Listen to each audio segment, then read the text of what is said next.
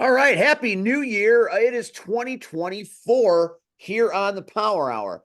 I am Steve, along with our silent movie star, C Red, who is going to be expressing his emotions with his eyeballs tonight and his body language, closed captioning available upon necessity. And tonight with us, of course, is Cactus Rack, Sedusa, Russian Blue, you name it, that's her, our favorite knockout, Rachel. Hello, Rachel. Hello, hello. Love you both. I've missed you both. We have missed you as well. Rion will be hopefully joining us a little bit later this evening. And PX will be joining us when he gets out of work.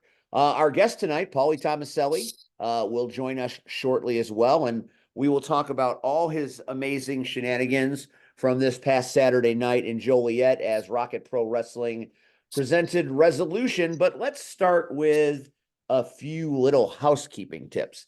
Now, if you were with us at the end of last year at the Roast for C Red, by the way, we want to thank everybody that either came out or participated on Zoom. The participation was fantastic. We had a very full house at the VFW. A lot of people, whether they were fans or in fan groups or wrestlers aplenty, came out to pay their respects to C Red. If you missed it, you missed Jamie's gift of the C Red action figure. And if you want to see the C Red action figure, that is C Red's likeness on our show flyer for possibly the rest of his life, because it might be the coolest wrestling figure I've ever seen. If I could buy one, I would buy one and put it on my shelf in my room. So that's how cool it is. But C Red was very specific on the final show of the year as far as our relationship with the JFW podcast. And he said, I'll come back in 2024 if you guys bury the hatchet and put your bullshit, as C Red so eloquent. I'll try to speak in as many C Redisms as I can tonight.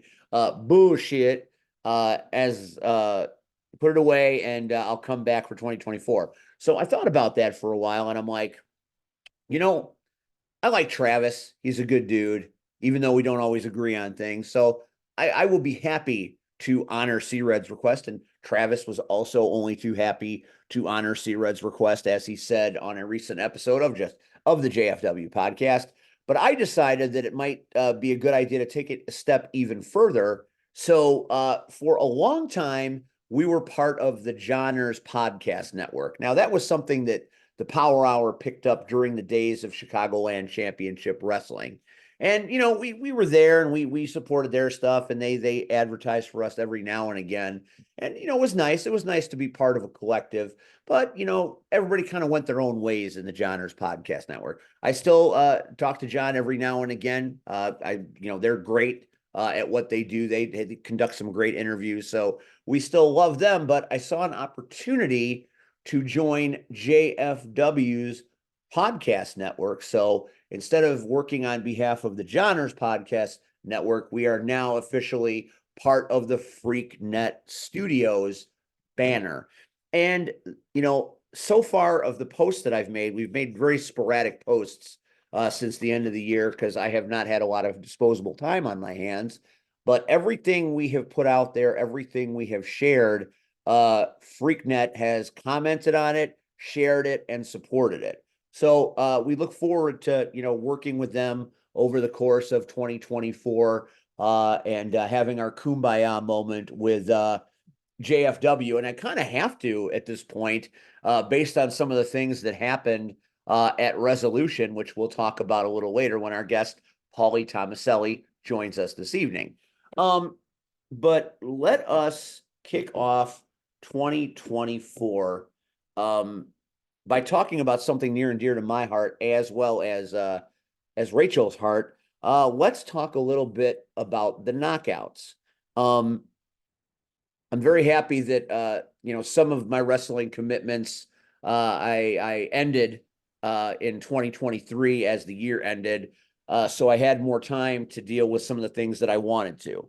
And knockouts, I sit on this show and I trumpet to the top of the mountain that it is some of the best entertainment money can buy, bar none. 2 hours in Homewood on a Saturday night has more action than and excitement than just about anything else that I do.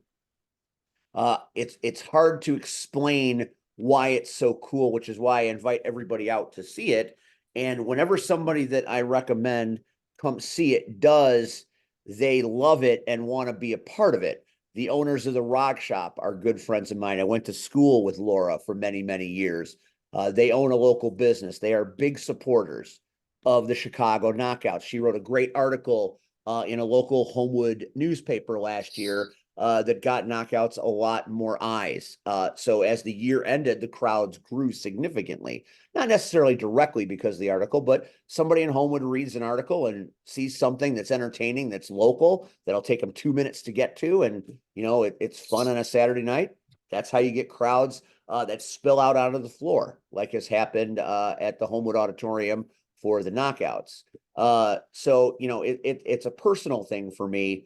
I feel like I got in on the ground floor of something special, and I want to grow and I want to be a part of it as it becomes something that the walls of Homewood are not going to be able to contain all that much longer. And before we went on tonight and started talking, our friend Cactus was telling us some stories about some things that have happened. I don't know if she'll elaborate on those things, but they're really cool things that will come up as we get ready for the first bout in February. So without further ado, here is Rachel, aka Sedusa, aka Russian Blue, aka Cactus Rack. Tell us a little bit about the knockouts. Well, there's a lot of excitement coming up for the knockouts this year. Starting personally, I have you said you came in on the ground floor. I came in, on the Day sub. one. I came in on I'm the sub basement parking floor basically. Um, I have originally when I joined the knockouts, I was on the well when the knockouts started because I didn't join. I was there.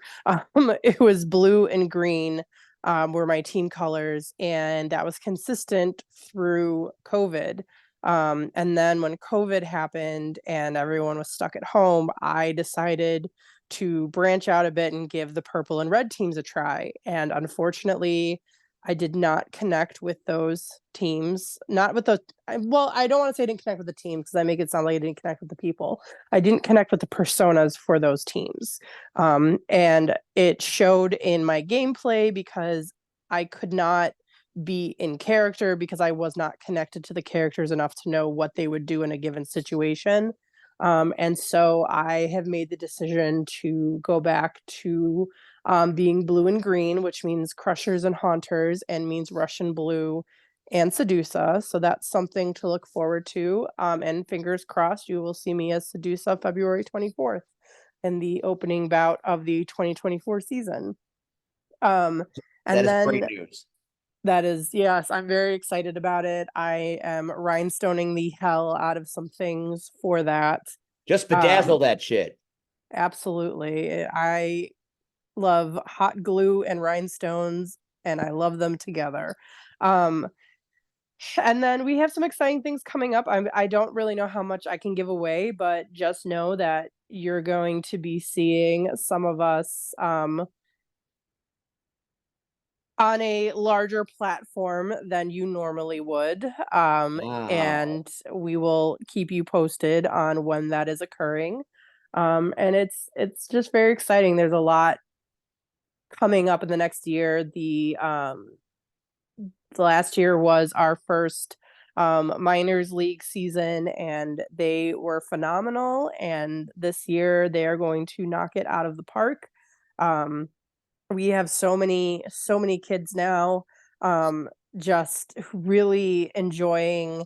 I mean, because who doesn't enjoy hitting people on eight wheels, but enjoying getting into character and enjoying the makeup and just having so much fun. And that's really the future of roller derby right there. We know Lunala loves it. Yes, she does. She's ready. We've been on a short practice hiatus, and she is anxious to get back. Well, she is our favorite.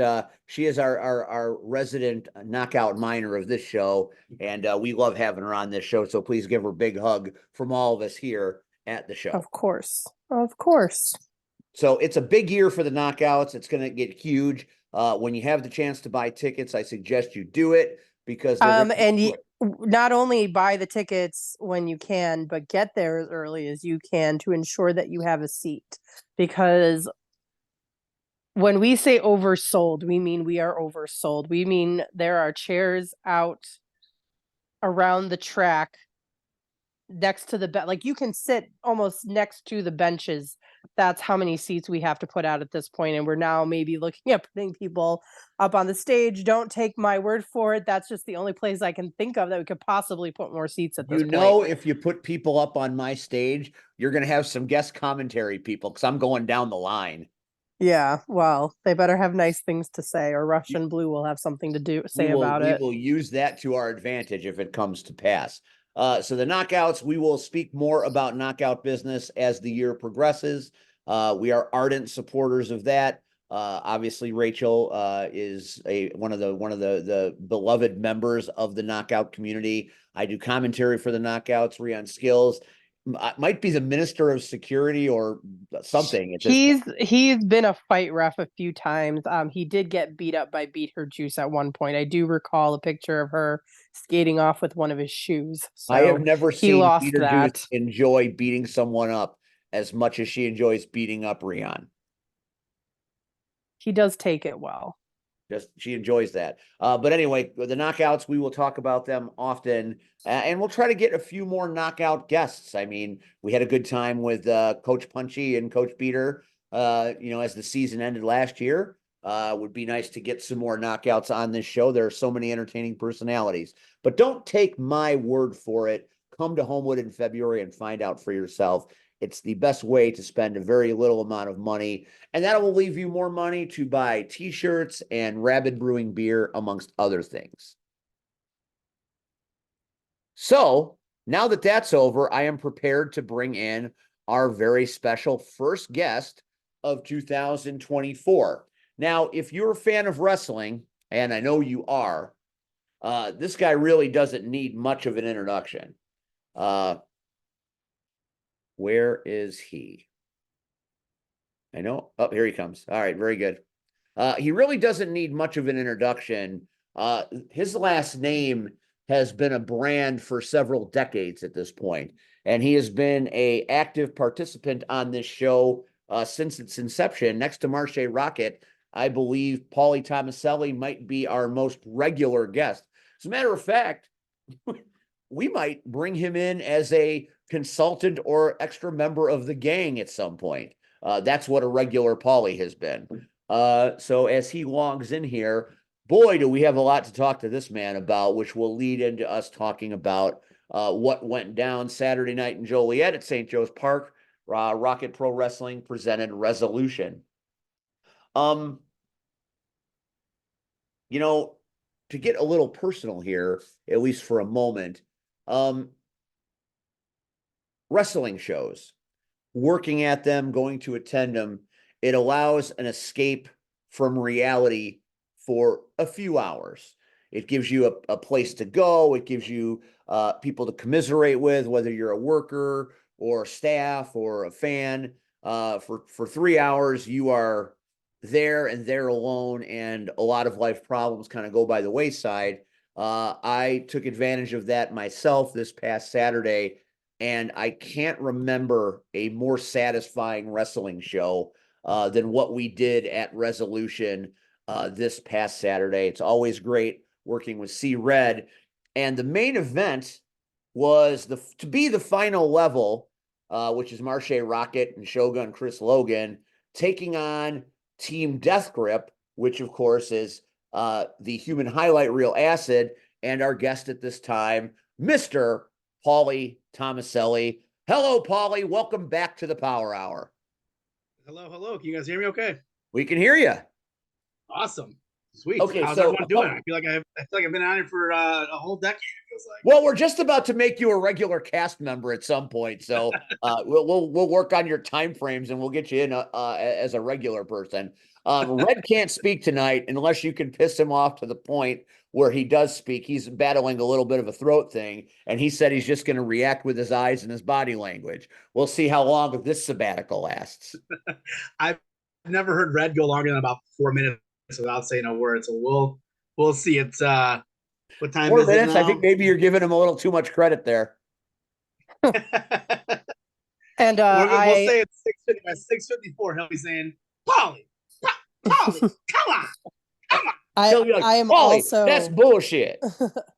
I'm also sick, so I will not be talking as much as I usually do, but I will make sure to pop in when I can so you aren't verbally assaulted by Steve all night. Oh, awesome. Thank you. I don't really verbally assault anybody, but tonight we may have to change that a little bit. Let's go back to that moment in the main event match where you decided that it was going to be a good idea to grab the microphone and basically dress down one of the biggest stars at Rocket Pro. I didn't dress down me or acid, so I don't know what you're talking about. You do know what I'm talking about. You grabbed that mic. We don't have the footage yet, but it's out there. It will be out there of Pauly Thomaselli stopping the match, going to the the bell ringers table, grabbing the microphone, and basically telling Marche Rocket in no uncertain terms, "Oh, thanks for showing up here tonight. You always go to NWA and you don't come to Rocket Pro. What's wrong with Rocket Pro?" And tried to turn the fans against when having the tag team champions. Pauly, what the fuck, man? Have you not heard of it? It's a work, brother. It's a work. I got to go out there. I know no matter what I do at Rocket Pro, those fans, unless I save Marche Rocket from like a burning bus or something like that, like they're going to boo me regardless. I've established that now. After the first time when I was there in November and I slapped the taste out of Chris Logan's mouth, I could feel the wind being sucked out of the room. Like, oh my God, I can't believe, someone's actually bringing it to someone, to Chris Logan. Like, no one hits them here.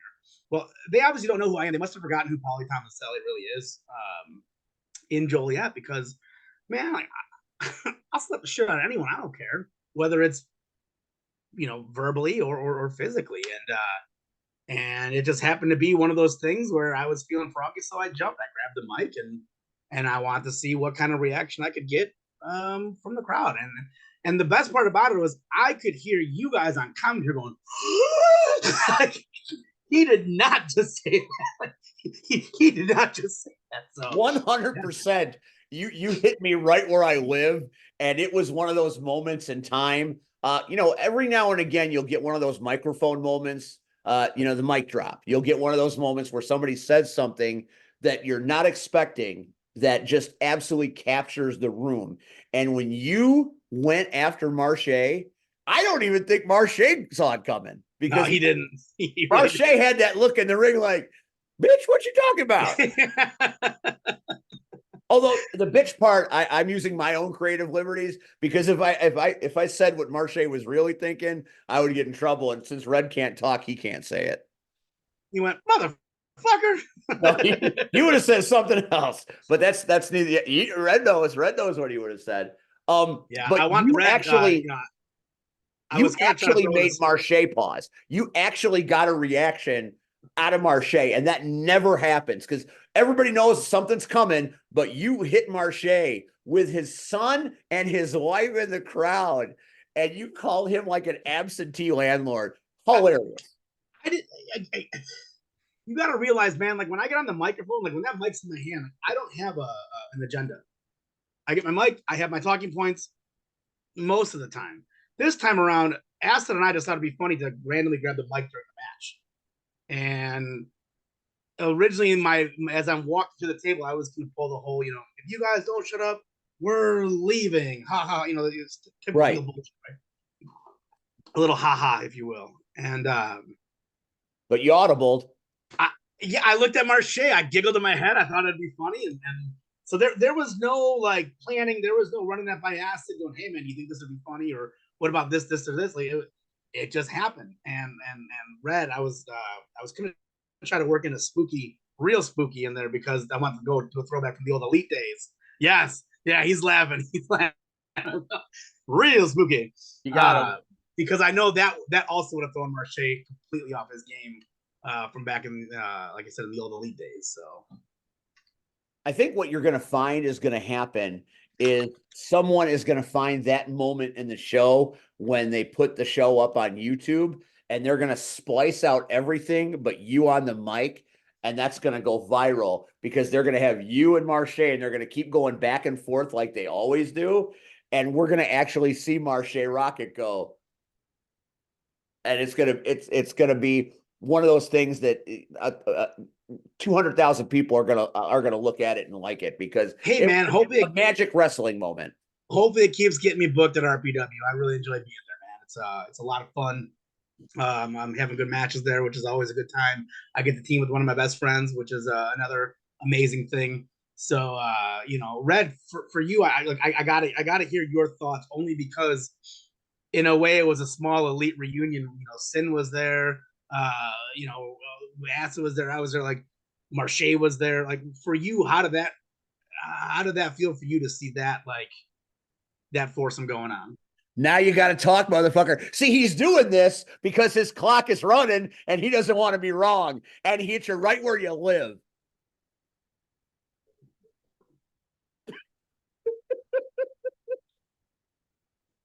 Such an asshole. Ah, he got him. He got him. Such an asshole. He got you. It's 6:50, right? Like you said, he'll be talking by 6:54. Pauly Thomaselli sees the future. On my clock is 6:55, so he's I was a minute off. Damn it, my timing was off. My TV time was off. I apologize. First of all, I love the shirt. Nobody gets the reference. I understand. Look at the back. Can you see it? Dude, I've had the shirt. I've had it. Mike Anthony gave me this years ago. Dude, that's the group that got me. This is the original DX right here. If anyone's wondering, people don't get it. They were the original. Goosebumps to see that many people in the building, but to see you, Acid, Shay in the ring, it was like at any moment, like I was expecting to see being fucking come and join commentary and and your brother, run out the crowd and run up to the top and do something super stupid, and it's like all I needed was Wagner to come through and just whoop everybody's ass. Buddy, here I come. Here I come. You gotta love Wagner, man. He's the best. So back in June, back in June, Acid gets married. We're going to his wedding. I tell my girlfriend Jess, I said, you're gonna meet Sin Wagner, John Wagner, whatever you want to call him, ring name Sin. I mean, you're gonna meet Sin today. I go, but when I see him, he's not gonna say, hey, hello, hi, Brandon, Pauly, whatever you want to call me. He's gonna be, buddy, hey, buddy. And he's gonna give me a big hug, and he's gonna give you a big hug. He might call you buddy as well, but that's a good thing. He doesn't know personal space, but that's okay. He's a pit bull. The guys that pit bulls, they got such a bad rep, but they're the best dogs in the world, right? Wagner's a pit bull, dude. And so we walk into the wedding, blah blah blah blah blah. First person I see is Wagner. I tap him on the shoulder. He turns around, buddy, hi. You're seeing a big old hug, He goes to Jess, and you're Jess. Gives her a big old. Never met her ever. Has only seen her in pictures on Facebook, but felt the need that it was okay to just grab her and give her a hug, like they were been best friends for years and haven't seen each other in decades. So funny, man. And we get in the car and she goes, well, you weren't lying about Wagner. I said, no, I was not. He's Wagner, you know. So,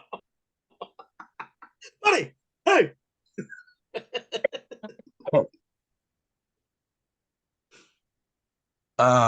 Yeah, it felt good to what even felt better was to see that the fact that the three of you guys specifically haven't lost a step. Oh, thanks, man. Like, high risk maneuvers in the quantity of 3, almost within succession. Acid does that backflip in which I thought he'd hit his head hit first. We thought Acid died. No, I mean, I've seen Acid. Acid's been working a lot lately, and he's been doing great things. He looks like he looks every bit of what he's always looked like, right. whether he's a wizard or he's Acid. But when he did, he's the reason I move the way I move and things I do is because of him, right? Like right. You've heard that story, right? 100%. You've told us that story many times. Okay. So yeah. I think Team Death Grip should go on a victory tour and just go everywhere and fight everybody, because you would get your price of admission on that one match only, because it's so. Dude, get us booked, man. We're not going to say no. And you know, he hits his backflip and almost dies. Then you do your backflip, and then Marche does the 747 leap. You know, into it was the end of that match was absolutely crazy, absolutely chaotic, and you know, it was what a main event should be. It had everything you could ever want in a main event. It had great payoff at the end. It had that mic drop moment that will have people buzzing for a long time. And then after the show was over, who do I see in the bar area? It's hardcore fucking Craig. And there's no Shogun. So what the fuck are you guys doing? It was supposed to be Hardcore Impact versus the Final Level, but there's no Shogun and there's no Craig and there's still no Shogun. But wait, there's Craig. So can I you know, do a little fourth wall reveal here a little bit, tell a little inside baseball stuff? Why not? So yes, originally, like you said, it was supposed to be Hardcore Impact, and that could happen. I gave Craig the date, and his son had a national dual meet in Iowa that day for wrestling. Luke. You want to talk about a great wrestler? Luke Swan is a fucking juggernaut. Takes after Uncle Pauly, you know. So Craig won't say that, right? It's true. It's true. So, so Craig couldn't make it. He goes, man, I can't make it. Luke has this big thing, blah, blah, blah. I said, not a problem, man. I'm a whore and I like the bookings. You know, I want to keep wrestling Joliet because again, it has that Blitz feel. It has that big. It's the house you built with Blitz, in my opinion. What's that? It's the house you built, or you helped build. Right. Yeah. No, it wasn't just me. Blitz was. This is the thing about Blitz that no one will ever really understand unless you were there. No one in that company was there for themselves. No one was there going, I'm just going to get myself over and scribble. Like, we knew no matter where you were at on the card, no matter what your story was, everything was going to always build to WrestleFest in August, right? That was always the big show. Every year was in August with WrestleFest. And every year we build. And it was awesome, man. And we had such a thing going with that. So for me to be back in that building with RPW is huge. It's so huge. And anyone wondering, the locker room sucks at St. Joe's Park, okay? It sucks. One room's always freezing. One room's always way too hot. Everyone else kind of like to hang out behind like the curtain area. But we always were in that room. The room we were in with Ringmaster, Marche, Machine, myself, and then we brought Acid in. We took over that room because that was our old locker room during the Blitz days. So all the new guys that came in, like they came in and we're all sitting down and we're like, no, like, sorry, you guys got to go. Like, no offense, but this has always been our room, you know? So like to be back in that building though, and then to see the crowds, and then there were some Blitz fans there. Not to mention then after the show, I go out there because I knew Craig was there because I didn't know Craig was going to be there. I didn't see him until I look out and I'm marking out for myself.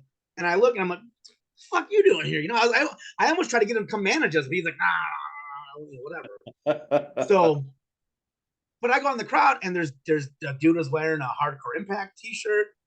This girl's wearing a freaking one of the original Pauly Thomaselli shirts that's in the comic book where I'm like posing like a comic book hero. Like so many crazy. Like I can't believe these people even care about one what I'm doing, and two like it's mind blowing to me, man. So to be back in that building is just so it's exciting. It's so exciting. And then the Shelley's like, oh, you're home. Welcome home. Welcome home. Like, my head's already this big. You guys don't need to make it any bigger. All right, like seriously, for real. So no, it's awesome. It really is. They got a great thing going on there, and to pack that place the way they do is insane, man. It really The is. crowds are so white hot every month.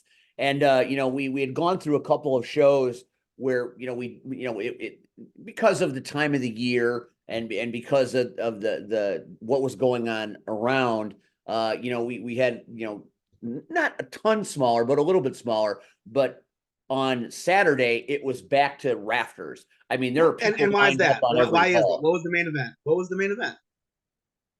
Well, I happen to know that they watch this show, and I think that the brain trust of Rocket Pro knows that the Thomaselli way is good for business. I think that's been clearly established. And again, breaking the fourth wall. If it wasn't for this show, I wouldn't be back in Joliet. I wouldn't be at RPW if it wasn't for me talking like an asshole about Marche and Chris Logan.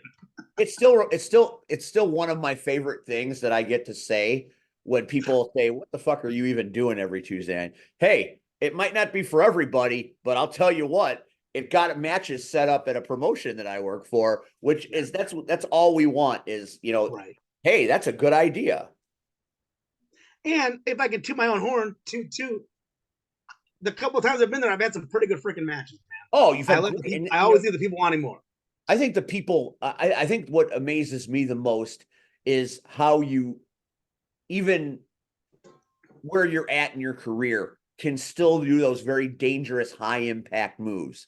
I am always left breathless when you bounce up and over, on the rope. It's amazing to watch, and you still execute it, like you were back at WrestleFest, 10, 15 years ago. Yeah. Which is amazing. And I'm just gonna say, when the match comes out on YouTube and you hear the commentary, I am not the one that brought up that old 1970s terms that you can hear Matthew McConaughey say in Dazed and Confused, fat fluck. That was not me. That was the voice of the voiceless. CM Punk? No, C-Red. Okay. If that doesn't get deleted during editing, it is one of the most ridiculously organic moment. And when Red says it, I won't let it go. I hold on to it. I made references about Potsy from Happy Days, trying to make everybody believe that what he said was a 70s term. And there are going to be like 10 kids that watch it that believe it. The best line from Matthew McConaughey is when I see about those high school girls that keep getting older and they say the same age. I had them believe it. They're going to go back and watch this movie and try to find the term fat fluck in this movie. And fluck, like F-L-U-C-K? Fluck? F-L-U. I mean, that's not necessarily what Red said, but that's how I covered it because, we're a good Christian program. Right. Yes, we are. That's right before Tom Heisman came in and beat the holy shit out of Red and said, "God damn it," and all these, and I believe that the term abortion was used. So we really left everything go. Everything that you should say. Ringmaster. That's right. Ringmaster said that. I looked like a Legion of Doom abortion. So listen, here's the deal. So last October, I get booked for Nightmare on Chicago Street, which is in Elgin. I'm in the Thunderdome. I'm not doing the wrestling thing because I know Crash Tested had a wrestling show there too. I didn't get booked for that. I got booked for the Thunderdome. So it was me and Jay Cross, and they want. What? Oh, wait a minute, Red. Where's the face? Yeah, where's the face? There it is. Yeah, I got you, Red. I got you. It was not crash tested. It was Ileana Pro Wrestling. Whatever. Jed was there with his fucking ring, so it doesn't matter. All right. Yeah, whatever. They were just using Jed's and ring. then he canceled the show. Fuck off, dude. Doesn't matter. It doesn't matter. So I wasn't there for the wrestling. Boom, done. The wrestling didn't matter there. Sorry, guys, it didn't fucking matter because we were in the Thunderdome. So it was you and Jay Cross. So it was me and Jay Cross. We get booked for the Thunderdome as gladiators, but they want to like it's proposed to us. Hey, do you guys want to work a shoot, or you guys want to do a shoot? I'm like, fuck yeah, I do, because I'm that guy. I'm that asshole. It's like I don't care if I'm almost 40. I'm still tough. I'm not, but I like to think that I am. So like, I was asked, like, do you want to do a shoot? And then a couple of the guys from All Here Wrestling were asked, like, do you want to be part of this? And they're like, yeah, who are we doing it with? And the promoter, Brad Walker's like, Pauly, no, we're not shooting with Pauly. Like, we don't want to do that. All right, fair enough. Well, then we found out it's a work, and they want this Thunderdome gimmick, and they want these gladiators for the Thunderdome. Okay, Mad Max style fighting, cool, blah blah blah blah. Awesome, I'm in. When we get there, they tell us they want us to have like painted faces and like all this other shit, because the woman that produced the Thunderdome segment for the night, she had sent us a file of like different looks of things that we could do. I know everyone had painted faces and stuff. Well, then she sends me in the pictures. There was a picture of Kratos from God of War, but God of War, Valhalla and God of War Ragnarok. So I was like, oh, that's my jam. Like, I love Kratos.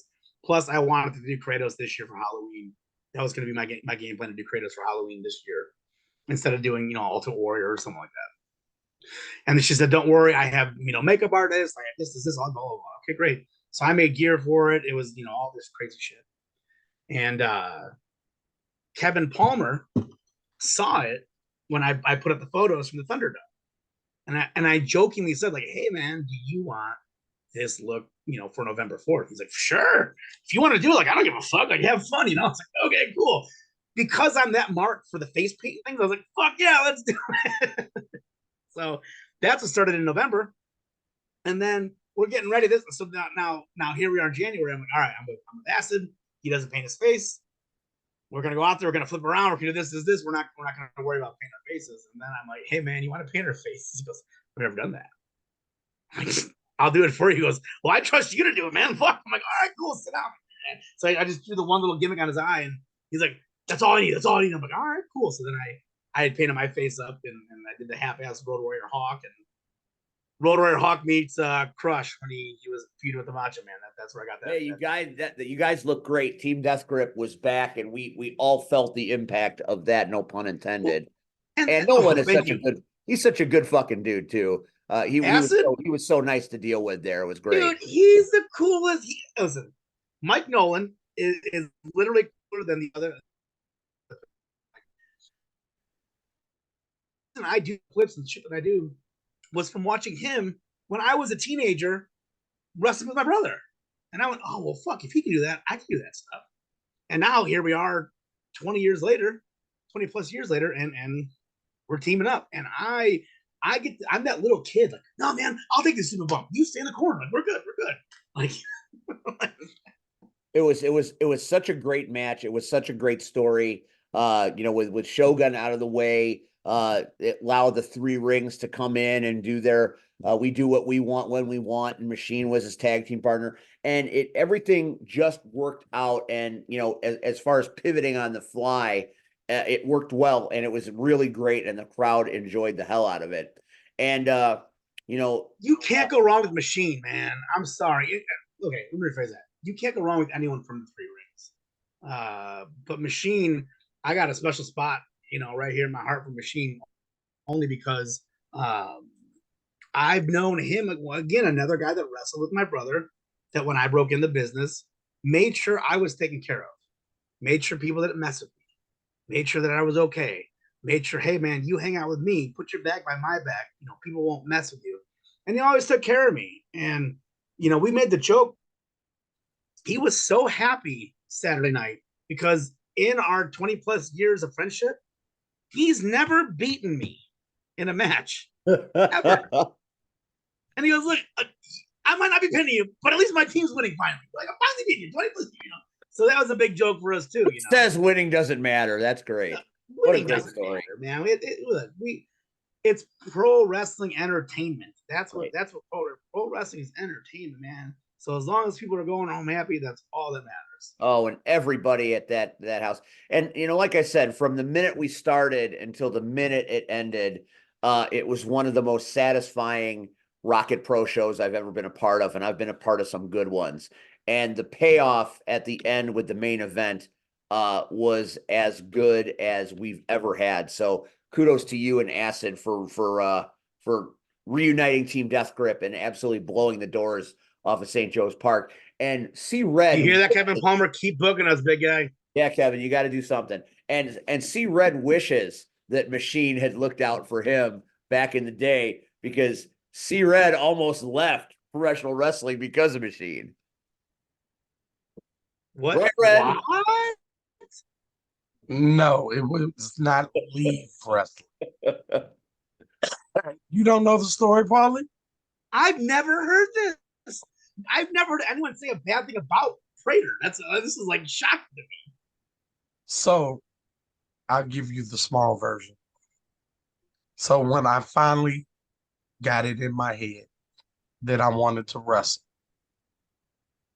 first I went to Windy City. Well, I met Sam and Devastation X and went to the school. I got the flyer. Shout out to Boz. Brother. But I looked at the damn I like price. Steve. I'm sorry. Steve's a great dude. I love Boz. Cool to me, man. I've worked for Steve longer than I've worked for anybody, so I love Steve too. So hey, cheers to the BOC. Cheers to Boz, man. Cheers to the Boz. You got it. So I looked at the price. I said, oh shit, I can't afford this. So I went to an LWF show with a friend of mine, Jim Wolf, and Jim used to do their music. So afterwards, we go to the Bum Factory. In Lamont, right? It's a whole nother story. Punk stuck up for me. I was like, oh shit, all right, cool, whatever. Anyway, so I called Jim and I'm like, hey, anyway, you can get me in to the Bump Factory to start training. So he was like, let me call Wack and see what I can do. So he calls me back like 20 minutes later. Like Wack said, be there on this day at this time. Now, I went to another guy and Who? he Billy the Tiger. Billy the Tiger. Yeah. I was gonna go lucha.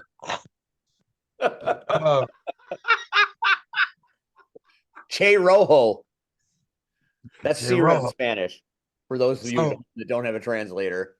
So when I went to Billy the Tiger, all he had was some blue fucking gym mats. And what all goes into wrestling hadn't resonated with me.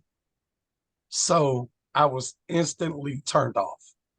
Yeah. Which, in hindsight, was fucked up. So what year was this then? Was this like 99, 2000? 99. This had to be like 98, 99.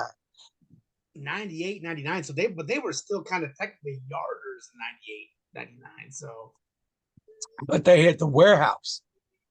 they had the Bump Factory. Yeah. So I'm sorry, and that was in Lamont, right? Why am I making that? Okay. Yeah. Okay. So I get to the Bump Factory. Land the plane, Red. The story's going real long. I know.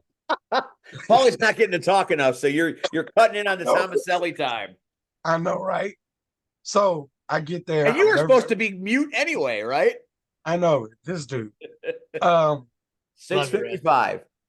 And I walk in. Well, I knock on the door. White comes in, hey, good to see you again. Let me show you around. So instantly I'm in love because of the building, and all the cool shit that's around the wall. And as we keep walking, I look and there's machine in full machine gear. This is back when he wasn't He- masked though. Yeah, but no. Yeah, that like He had the hip mask. mask. But he is in the ring beating somebody's ass.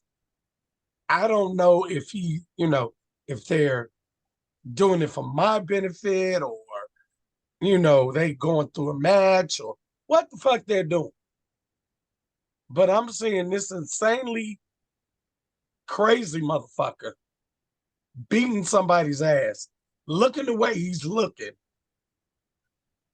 Thank you, Mr. Waxer. It was a privilege to come back.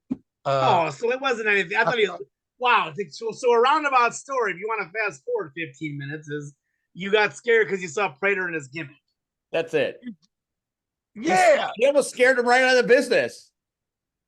No, He just almost scared me out of this podcast. That makes me so goddamn long red. He scared me over Come the on, man. That wasn't even spooky. Not real spooky or nothing. That was shit. Okay. So how about Nubby the other night? Before we talk about Nubby, I want to hear from you, and we will talk about Nubby. That's one of my talking points here. What about the future of Team Death Grip? Are you and Nolan going to take this shit on the road? Because you guys looked great and fought great, and people are going to watch this, and I have to believe that would look good anywhere. So I may or may not have texted Jimmy Blaze at POW the picture of us that I put up on Facebook of us posing in our gear. And I said, book this shit. I think you should send a message to Hunter and Travis down at Southland. Why don't you do that for me? Because I'm after January, I'm done there. Well, that doesn't matter to me. You can't, put in a word, brother. No, they don't listen to me. Man, honestly, listen, talk to Boz, talk to whoever you want. So I'll be 40 in April. Okay. I don't know. I don't have a certain time frame of how long I'm, left wrestling, this or that. My thing has always been when it stops being fun, I'm not going to do it anymore. Right. It just happens to be that I keep having fun doing it, And you got a great gal that supports you. Let's not forget that. Oh yeah, no, she's the best. You finally got to meet her, by the way. Did, yes. Yeah, I saw full-on power ballad Thomaselli in action. It was great. Shut up. I thought Mario no Speedwagon was going to start playing. I was waiting for those big piano chords. It was great. Anyway. Yeah, man, look, if you were entertained, we've only teamed twice now. Acid and I. Only teamed twice. You would never know it by watching you guys work. Right. We were supposed to team at Wrestle Rage this year for POW. He was injured with a shoulder.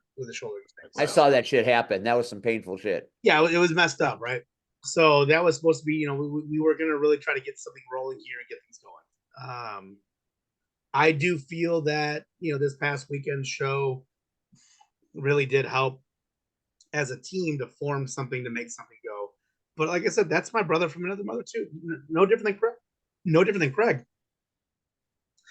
I've known Acid for so long now that, when we are putting things together, when we are talking about things, when we text message, we speak the same language. We speak, we're on the same page. And again, I'll team with that dude any day of the week for any company, man. Because I know if anything were to ever happen, not that things really happen in pro wrestling, but if anything were to ever happen, like that's one dude that will always have my back, and vice versa. Like I'll always have his back no matter what. Same thing with Craig. I know if shit goes down, it's hey, and before I'm hanging with Craig's right there, like wow, I'm punching people in the face. You guys have this town relationship where you walk and say, I can't tell you what's going on. You can't know about it, but this is what we have to do. And the guys. Well, listen, people are going to get hurt. People are going to driving. Yeah. The response of it, whether if I'm saying that to one of those two, yeah, who's driving or vice versa. Let's go. Come on. Funny story. So we talked about Sin, Wagner, earlier. The last time previous to all these guys getting back into the business stuff, You mean Wagner's coming wife- off sabbatical, right? yeah, Coming this off is sabbatical. probably like 2013, 2014. Wagner's wife is going to have a surprise birthday party. So the gimmick was everyone from Elite was going to meet at the one bar we were all going to meet at. So we all get there. Nolan's job or Acid's job was to get Sin to the bar. So he tells him, "Hey Wagner, we got to go to this bar. There's this guy. He owes him some money. He's gonna pay me, but he might not pay me. So we gotta I might need you." He's like, "All right, no problem. Let's go." So get there, and then it was a big surprise party. Fast forward now, back in June, I think it was June. Wagner was there too. I'm like, "Man, I haven't seen you since your surprise birthday party." He's like, "I was gonna beat that guy's ass," and Mike goes, "Dude, there was no guy." The whole premise was but that's Wagner. Again, you talk about my core people, like my ride or die is hey, people are gonna get hurt. You can't ask many questions, and then who's driving? Wagner's in that group as well. Those are the Good Brothers and all the stupid cliche marketing you want to call us, like the clique. That's my clique, man. And you're not gonna meet a better group of people. And for Jess, who's never been around people like us, when she first met everyone at Acid's wedding back in June, she was like, "I really understand you a lot better now." I'm like, I get you. I get, and the way we all are with one another. So yeah, man. And again, I go back to that. That's why it's so cool for me to have these matches in this Team Death Grip with Nolan. And do you guys know where Death Grip comes from? I know C Red does, but do you know where Death Grip comes from? No. So another ride or die, or another who's car we're driving guy, Jay Jensen, wrestled with Vito, an LWF mainstay. In fact, I want to start a group at RPW of us. Nolan and I will be Team Death Grip as the tag team, but the main heel faction will be the SUVs, the straight up villains. Yes. Yeah, see, Red, you shake your head. Yes, motherfucker. So, Kevin watches this show, and if Kevin sees this segment, his wheels are going to be spinning. We need to start an SUV clique. Straight up villains, bro. Straight up villains. Red, just put your thumbs up because you want to do it. I'll put mine up. I just want to be a part of it. So Jensen and Maverick were the SUVs, but Death Grip was Jensen's clothing line that he came out with when we were all at Elite back in the day. I still have my Death Grip shirt. I tried wearing the bandana, but it's too small for my gigantic head, so I couldn't wear that tonight to promote. But yeah, Death Grip clothing is where we got our name for Team Death Grip. So that's a little trivia, if you will. But that was our buddy Jensen's. It certainly sounds like you're not done with Rocket Pro Wrestling, and happily Rocket Pro doesn't seem to be done with you. When people there are going welcome home, I don't think even if I wanted to be, I don't think it'd be done. And you know what the good thing is, obviously Kevin's great, but based on events that happened this past Saturday, you have another in as the co-GM at Rocket Pro Wrestling as someone that you know very well.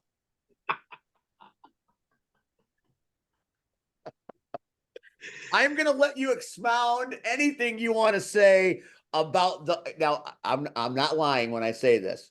I'm not pandering. I'm not lying. This is the goddamn truth. When Shelley announced the new GM and his music hit, it was the fucking loudest pop of the night. I don't know how. I don't know why, but you can't argue with it. I was in the ring when it was happening. I almost shit myself. I didn't hear that. Chances are it wasn't as loud, but whatever. No, Nubby was trained properly, man. He was trained properly, and his name's Nubby. It's not Turtle. Fuck this Turtle bullshit. He was trained properly to get over. So, again, we go back to the Elite days. It's their fault. I'm happy that he got a pop. He needs that mentally. He needs that, Yay, people like me. He's But he's dropping people with stunners all over the place. and more power to him, man. It's the nubster, you know. Do He's you like, think you're gonna find yourself on the business end of a stunner by Nubby? he could try, but what's gonna happen is as he goes up to like drop me on my chin, I'm gonna kick you. He's not gonna kick me in the gut. He could try. As he goes, it's gonna look like he's giving me an M80, but I'm gonna rocket launch him right as he takes a huge heel bump, right? You know, I won't job the nubby. Sorry, I'll never job to the nubs. Never Not gonna job. happen. Not today. Do you think that being co-GM with Damian Saint is gonna affect him and make him, feel a little diva-ish, perhaps, being in such a position of power? Do you think he'll abuse his authority like Saint has? No, because he's such a nerd. He doesn't even know what having power is even like. And let's be honest, he's not the best looking character out there either. So like, it's not like it's not like the fat chick got hot where she's like, I can't believe I'm hot now. Wow, you know. So no, it's not gonna go to. He's gonna show up. He's just happy to be there. He's gonna do his thing. He's gonna be fine. He's literally like the Queen of England, just a talking head. I'm just here. I'm doing what I'm told to do. I am the nubster. Yay. Oh my God, that will be a talking point for weeks to come, which will be fun on social media, no doubt about it. In fact, when PX comes on, I'm going to tell him to go back in the show. You get that clip, you make it into a reel so we can make that go viral and make Nubby uncomfortable. Is that Pat Ackerman or Ackerman or? Yep. Yeah, where's that nerd at tonight? I thought he was part of this shindig. He is part of the show. He should be around in a few minutes. He comes in at the rear end of the show because so he's like a part timer. Well, we'd like him to be a full timer, but he can only give us part time. He's got another podcast. He's like, so this he calls himself the podcast Papa because he's got like 16 different podcasts he does. Anyone can have a podcast, though. We are living proof of that. We embody that whole vibe. Cool, Steve, in the rotation. Yeah. Oh, think about it. Right. ITR Live. Fuck all you, Pat. In all, did you have a good time Saturday night? Oh, yeah, of course I had a good time. Are you kidding me? Aside from the fact you're coming home, and that has to be special just unto itself. I mean, St. Joe's Park, is a place that you've been coming home to for a great many years. Do you feel like it's the same old place? Do you feel like it's different? What are your thoughts going from Blitz to Rocket Pro as to what they've done? Have they changed anything? Is it the same kind of vibe? What are your thoughts comparing the two? That's a great question. The setup is very similar, where the curtains were, all that stuff, the stage goes down, all that. Very similar. Ring in the middle of the building. I gotta be honest, man. These fans at Rocket Pro seem to be a little bit more into the product than what the Blitz fans were, and the Blitz fans loved it. So this isn't a knock. Like, so please don't get it twisted. Don't take this the wrong way to anyone that was there previously. Like these Rocket Pro fans are like rabid Wolverines, man. Like they bite on any and everything, and I love it. I love it, man. And it's such a change of pace for me because I was always the good guy, especially at Blitz. And really everywhere, I'm always the good guy. I'm always my move set doesn't allow me to be a heel. Right. You see the things I do, and so even when I'm trying to do cool shit, they're still like, fuck you. So yeah, no, I love it. But really the setup is the same. The building's the same, although that back bar now, that wasn't there before. So that's pretty cool. I was happy to see an actual full bar there, especially at a wrestling show. Because sometimes, let's be honest, you got to have a couple drinks at a wrestling show. Fair. Yeah. Especially anything in Southern Illinois. Anyways. Did you have any Marche M80 bites? No, I didn't know there was anything like that. See, Captain Dave offers wrestler-themed foods. And this particular Saturday night, it was M80 bites, which essentially was a pizza roll submerged in buffalo wing sauce, and hard to believe, but it was phenomenal. Interesting. That sounds good. I that's something I would actually eat. DWA Dynamic. Yep. They wrestled at that one bar in Tinley Park. I can't think of the name of the place right now. Wasn't it called Sidekicks or Sideways or something like that, right? You're not far off. I think you're close. Something like that. But they would always have Side Street. I don't remember. I know how to get there. I couldn't play with the name of the place. It's by the hotels. I know. Really, exactly. really kick-ass venue though, because it was like a round room. It was awesome. But that bar would put on specials, and like one time they had the Pauly Thomaselli pizza there one night, so they would always do specials for the wrestler to come in. So yeah, man, I think that's cool. Anything to like put over the wrestlers, anything, we're out there. Just man, regardless if you love me, hate someone else, love someone else, we're all there to put on a show. Whether you're good, you suck, you're somewhere in the middle, whatever. Every guy goes out there to put on a show, not just to put themselves over, but to get over in general. And so it's cool for us to see little things like the M80 bites, right? Or the Pauly Thomaselli pizza. Like, that's cool. We're pushing for C-Red Mexican corn next month. I just want C-Red Kool-Aid with some vodka in it. We said the bar has to sell Ripple, C-Red Ripple. Whatever, man. I would make a big gallon thing of the big gimmick of red Kool-Aid, and I'd throw whatever alcohol in it. Maybe some Everclear and vodka or something. Just do a little C-Red Ripple with the tagline would be "C-Red's coming to join you, honey." Yeah. Red Foxism. Just C-Red's coming, honey. And there's him. Well, depends on the day, depends on the hour, I would think. Yeah, the power hour. Is that what he calls it?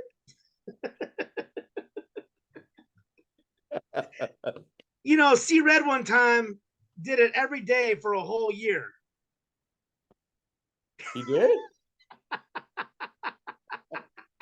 Don't think I forgot that story, mother effer. Oh, well, let's hear that story. Really, Pauly? Every day, this guy got it every day for a year.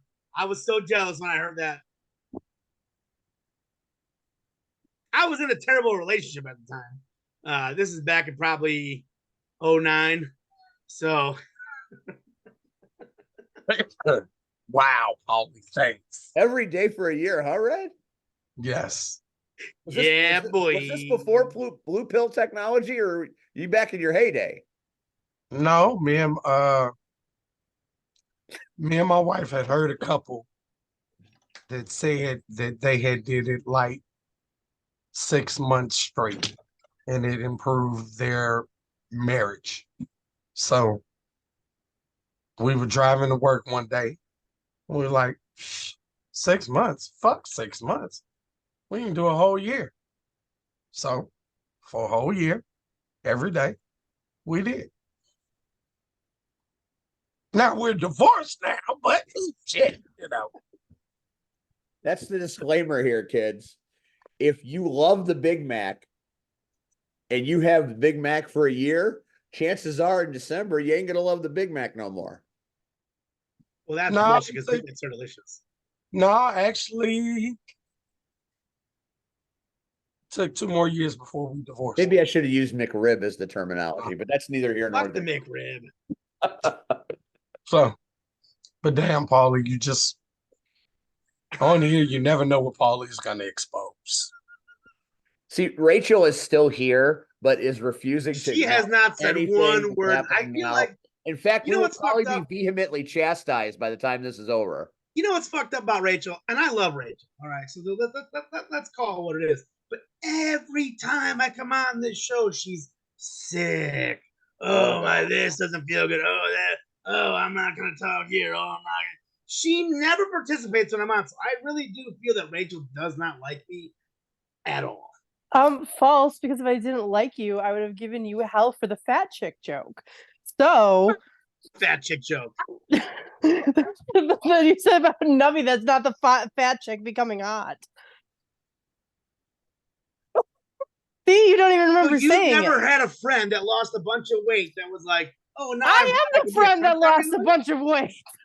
What's that? I am the friend that lost a bunch of weight. Yeah, but here's the difference. Then I gained it back. About it. So it doesn't apply to I know. I know. See, I'm messing with you. See, Yeah, I'm no, messing you're with doing you. a horrible job at I didn't. I'm sick. What do you want from it. me? Wow, I'm sick. literally You're on a always sick. couch under a What's wrong blanket. with I always am being always sick, sick. by the way? I am always sick. Well, last year it turned out I needed surgery. This year, I'm legitimately like coughing my lungs up sick. So That's not good. no. So I would really like for whatever's happening to stop and go away. But no, Maybe it it's is your nothing boyfriend's fault. personal. Andrew, that asshole never gets sick. It's fucked up. He never gets sick. I'm Us sick. guys have the power through everything, so you Yeah. can't tell you that you are. I'm sick. Hazel gets sick. The dogs get sick. Andrew never gets sick. Yeah, that sounds like you're projecting your sickness on everyone else. Probably. Oh, well, just once again, All right, Paul love you, Kicks Wreck. winning friends and influencing people wherever he goes. As far as Hardcore Impact, now I know Craig has got a lot going on with Luke as Luke flourishes and basically is repainting wrestling in his image as he goes through his scholastic career. And Red is there for, or not Red, but Craig is there for all of it. Sorry, Red. You can see the obvious the similarities. You're both bald, but that's neither here nor there. So you don't know if there's ever going to be a great time for Hardcore Impact to come in and take on Shogun and Marche. My question is, do you think that Hardcore Impact could beat them? You've never faced them both together, at least in this incarnation. Do you feel like Hardcore Impact is up for that challenge if it ever comes? Oh, please, Hardcore. What the fuck's wrong with you? I'm just saying, because they're pretty dominant. That's like asking, am I going to eat breakfast in the morning? Yes, we can beat them. I mean, they beat Team Death. I mean, he beat Team Death Grip. I mean, technically. So I'm saying maybe you're born under a bad sign here when you're going up against Marche and Logan. Yeah, let's just be honest. Marche's, fuck Marche is all I'm gonna say. Tell him to go back to NWA like you did on Saturday. Go back to NWA, man, because I guarantee, what's funny, man? And any of us would do it, but at the end of the day, if Billy Corgan calls him and says, no, by the way, you can't work that first week of that month because, okay, no problem. He's going to be gone. So it's not like he's going to tell NWA, no, I can't be there. So, fair. That's a fair statement. If he wants to mark out and they got an NWA guy as their champion, that's fine. But when you blasted him, shouldn't be there. When you blasted him, that was some great theater. Yeah, and again, who's gonna call anyone out on stupid shit? It was so well placed and so well narrated. That's what got it over. Because if you didn't do it just the way you did it, and in the tones with which you did it, I mean, us on commentary, we were spellbound because, oh my God, Pauly's shooting. And it was just great. And when people watch it, people are going to be like, God damn, that was great. Those are wrestling moments that, when they happen, you check it in your head. That's something that I'm going to think about for time to come because it was so unexpected. And, I think that's what people love about wrestling and don't get enough of anymore. It's the unexpected. Now, we've heard, the Survivor Series CM Punk thing. They kept that pretty well hidden for the most part. So the payoff was pretty good. People don't get that kind of payoff with the internet and dirt sheets and all the things that all the spoilers that are out there. And you just hit that vein at the right time and nobody saw it coming. It was great. Honestly, though, man, that was like, I love that you put it over, and I love that you guys were entertained. I love that commentary was like, we don't even know what to say to this. But, I go back to when you were putting over the retirement match, and you were like, oh, Pauly, let's talk about this. And I was like, that was just another side of it. The look on your face when I explained my side of it, you were like, you just took a diarrhea in my Cheerios, brother. Like, why'd you do okay, that? I quickly dispatched your narrative, and I still hold the retirement match in very high regard. And thank you. Like that, all that means to me is I did a good job. The people liked it, and that gets me, oh yeah, brother, that gets me going right there, So yeah, man, to sit there and cut a promo on Marche, that was honestly, that was a couple of Cutwater Long Island iced teas in the back, and that was me having a good time. Acid and I talked about how we thought it was funny when The Rock used to grab the mic and cut promos during his matches. We found an opening, we went to it, boom, it worked. But like I said, I wasn't even close to you guys. Like I was close enough, but not like I wasn't by the table where you guys were talking. And when I heard, holy fucking shoot, I'm Marche, I was like, oh, but that fed it. Like that made it work. That made me in my head go like, okay, we got something going on here.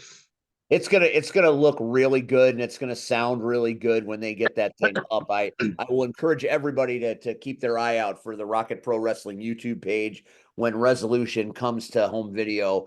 You will want to watch the main event match because we do commentary all the time, and it's great. But I really felt like we did some really exceptional commentary on this show. I'll go back and I'll listen to it when it comes out. But when I walked away from the table that night, I was really pleased with the way we did things, and I think it's going to complement the show very well. And I don't get that feeling all the time, but I was really proud of the work we did this past Saturday. Good. So hopefully it translates. And like so, like for me coming back in January. On commentary for the match against Chris Logan, you had mentioned like, oh, Pauly looks, in the best shape he's looked in a long time. And someone on commentary says, well, I guess round is a shape. And that pissed me off, dude. Like that, I was like, you gotta be fucking kidding me. Like, first off, who comments shit like that, right? I could say things too if I want to be rude. But that was November 4th, November 6th, I got back in the gym.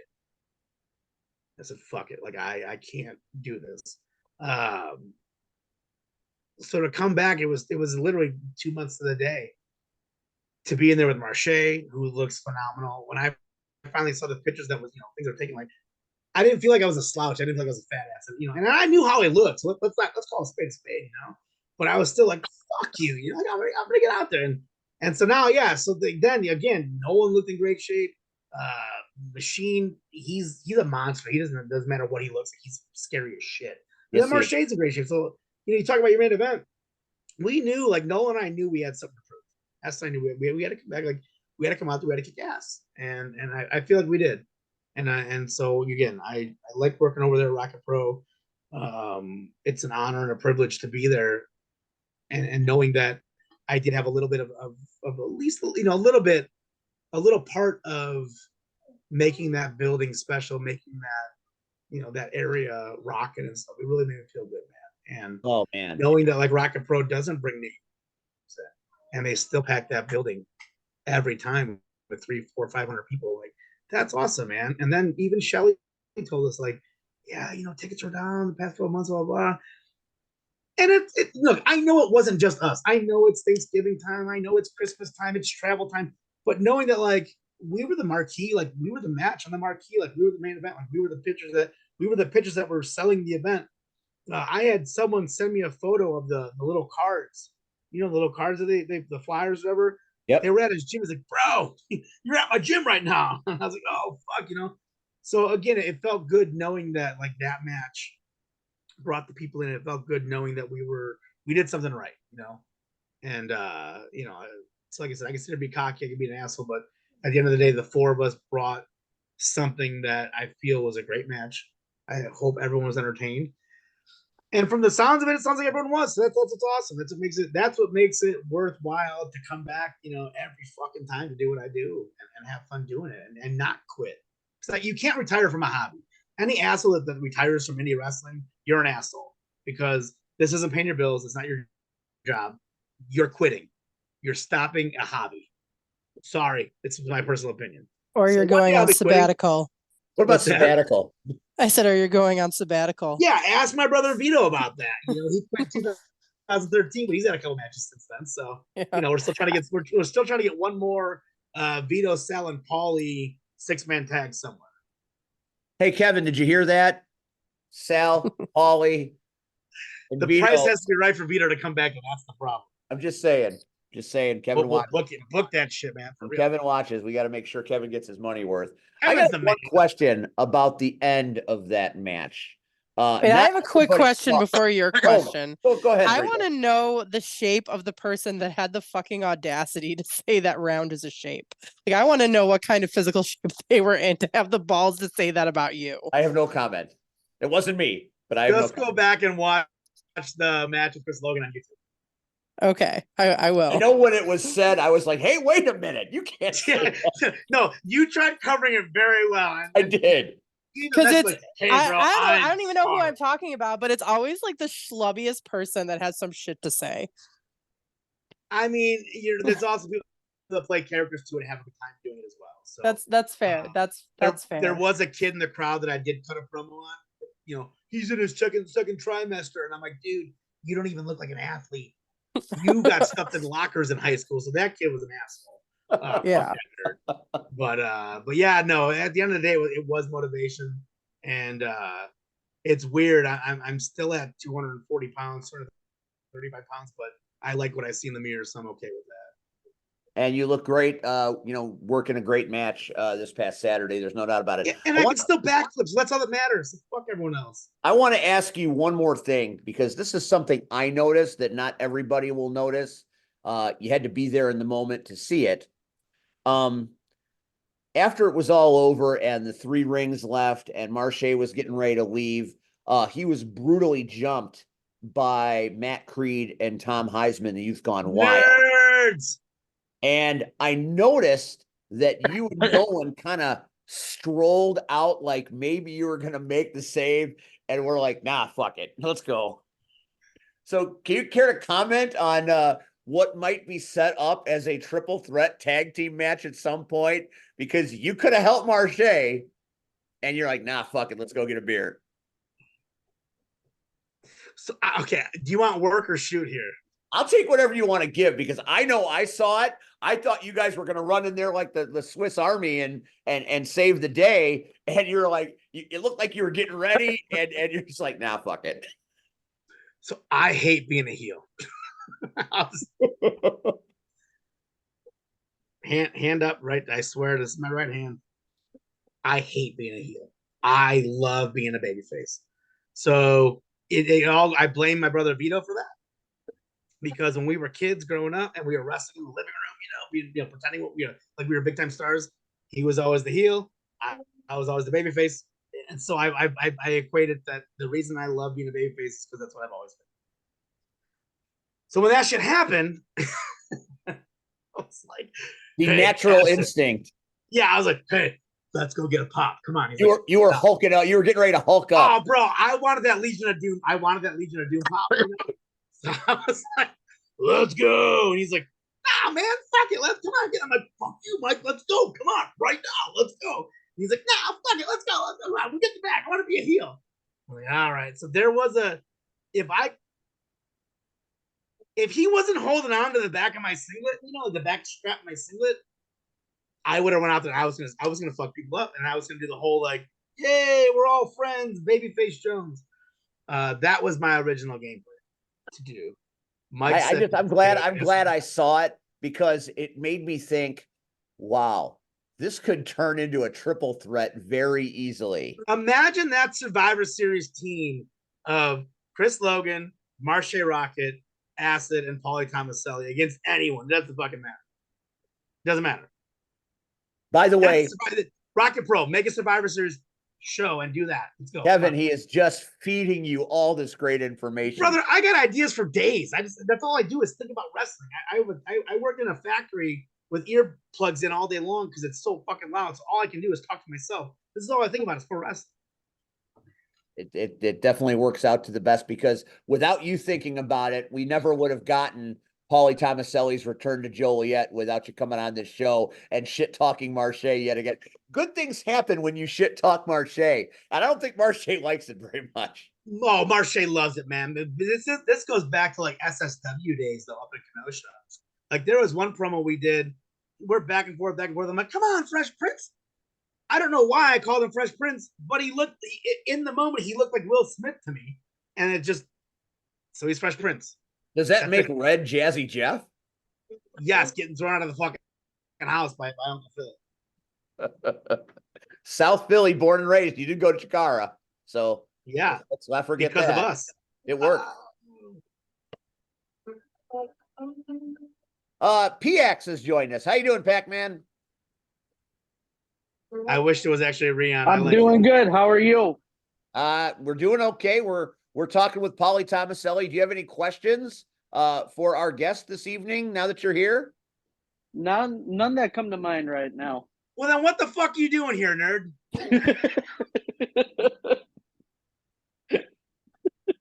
I just like to say I'm part of a podcast. You bet your pride's on the line here, Pac. You better come up with something.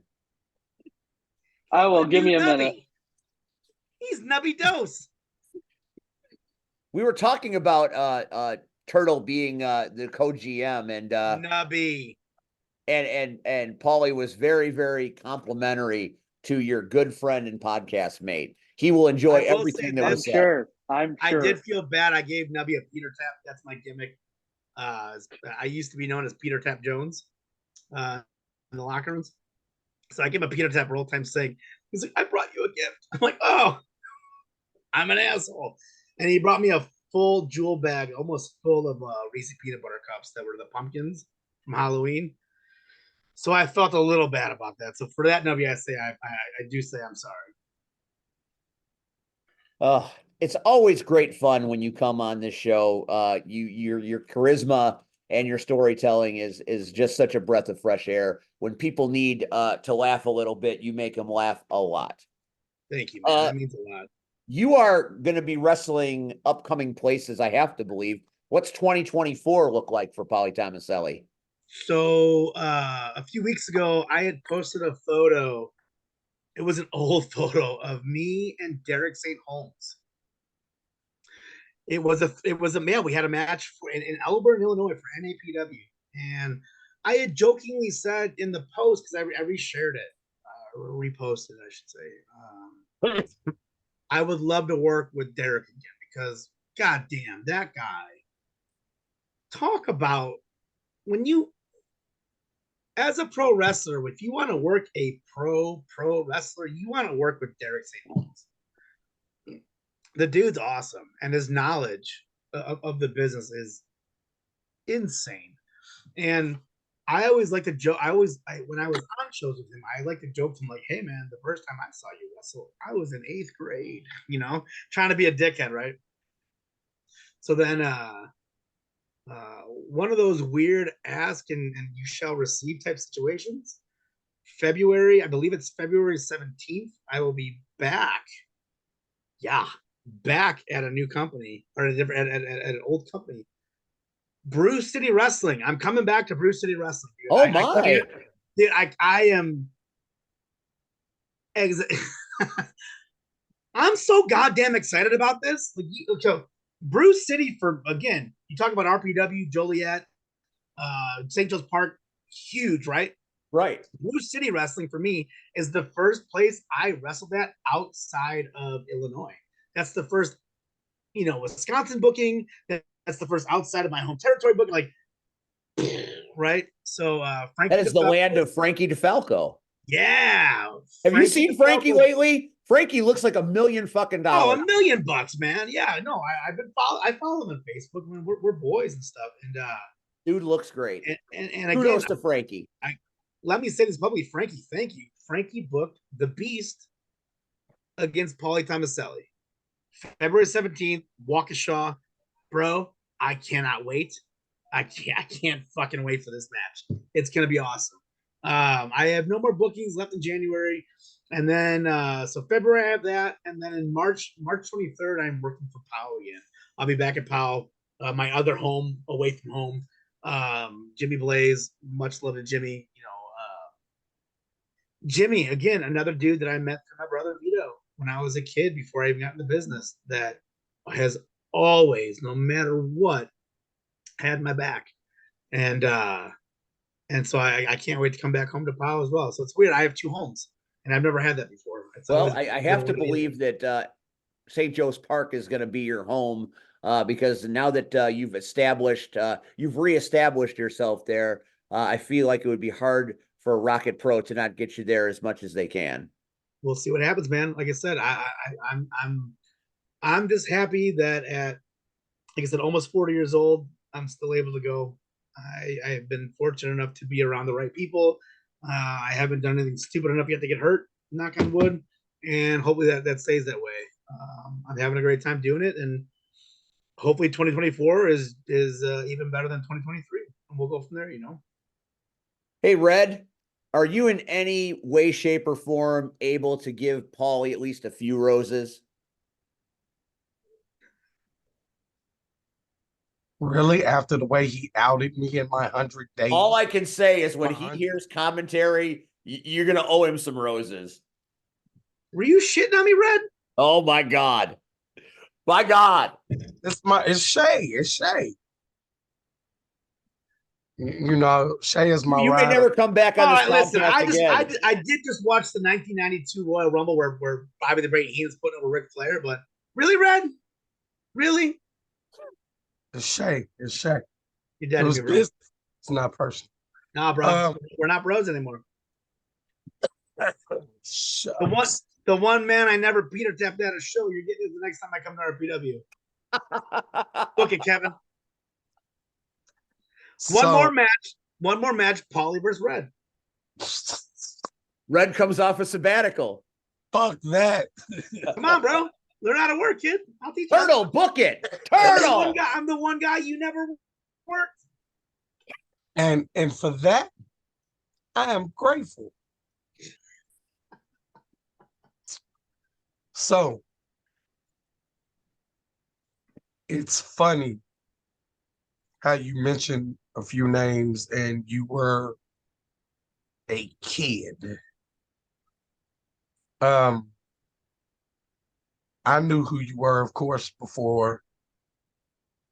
because of your brother. But again, I knew him as Airborne. Right. So when, he kind of let the Airborne thing die, Well, that's because he went to California. Right. But I'm saying, there's now Vito and Sal, the Iron Saints, but you kept hearing this little whisper about this little brother. And I'm like, okay, who's the little brother? Who the fuck? What? It's another one. How many fucking Thomasellis are there? I'm like, whatever. And then there was one. And the world may never know. When Elite got started, I'll never forget, for one of your matches, I like, if you remember in the Stager building, remember there was the stage and there was those side doors. Yeah, you guys always had a little side, like where the stage went down. That was always like. Yeah, that was our spot. Yeah. Yeah. You guys bogarted that spot. We had to have something. I don't blame you. I would have done the same thing. I always got there late though. That was the problem. But I watched you. And I never saw you as Vito's little brother. Like, I was like, this dude is a fucking great athlete. Like, so even when it happened to be us versus you guys, like, I've been around Sal and Vito enough that, okay, I know what they're going to do. But with you, especially, there was you versus Jazz. And like for me, to be in the back, hear you guys, okay, this is our spot. And I literally remember you saying, We're gonna go out there, we'll call in and fuck him. And I'm like, okay. I ain't gotta fucking do it. So, but the chemistry that you two have, like that shit was just pure fucking magic. And it was like, this Pauly guy is fucking great. And I've watched you over the years, and you keep saying, well, I'm not 40 yet. I'm not 40 yet. Your ring ability is past 40. To watch you move in the ring today versus you see people on TV, you're like, okay. Like I can watch your match, and I'm watching your match not so much as for your move set, but to watch the ability and how fluid everything is.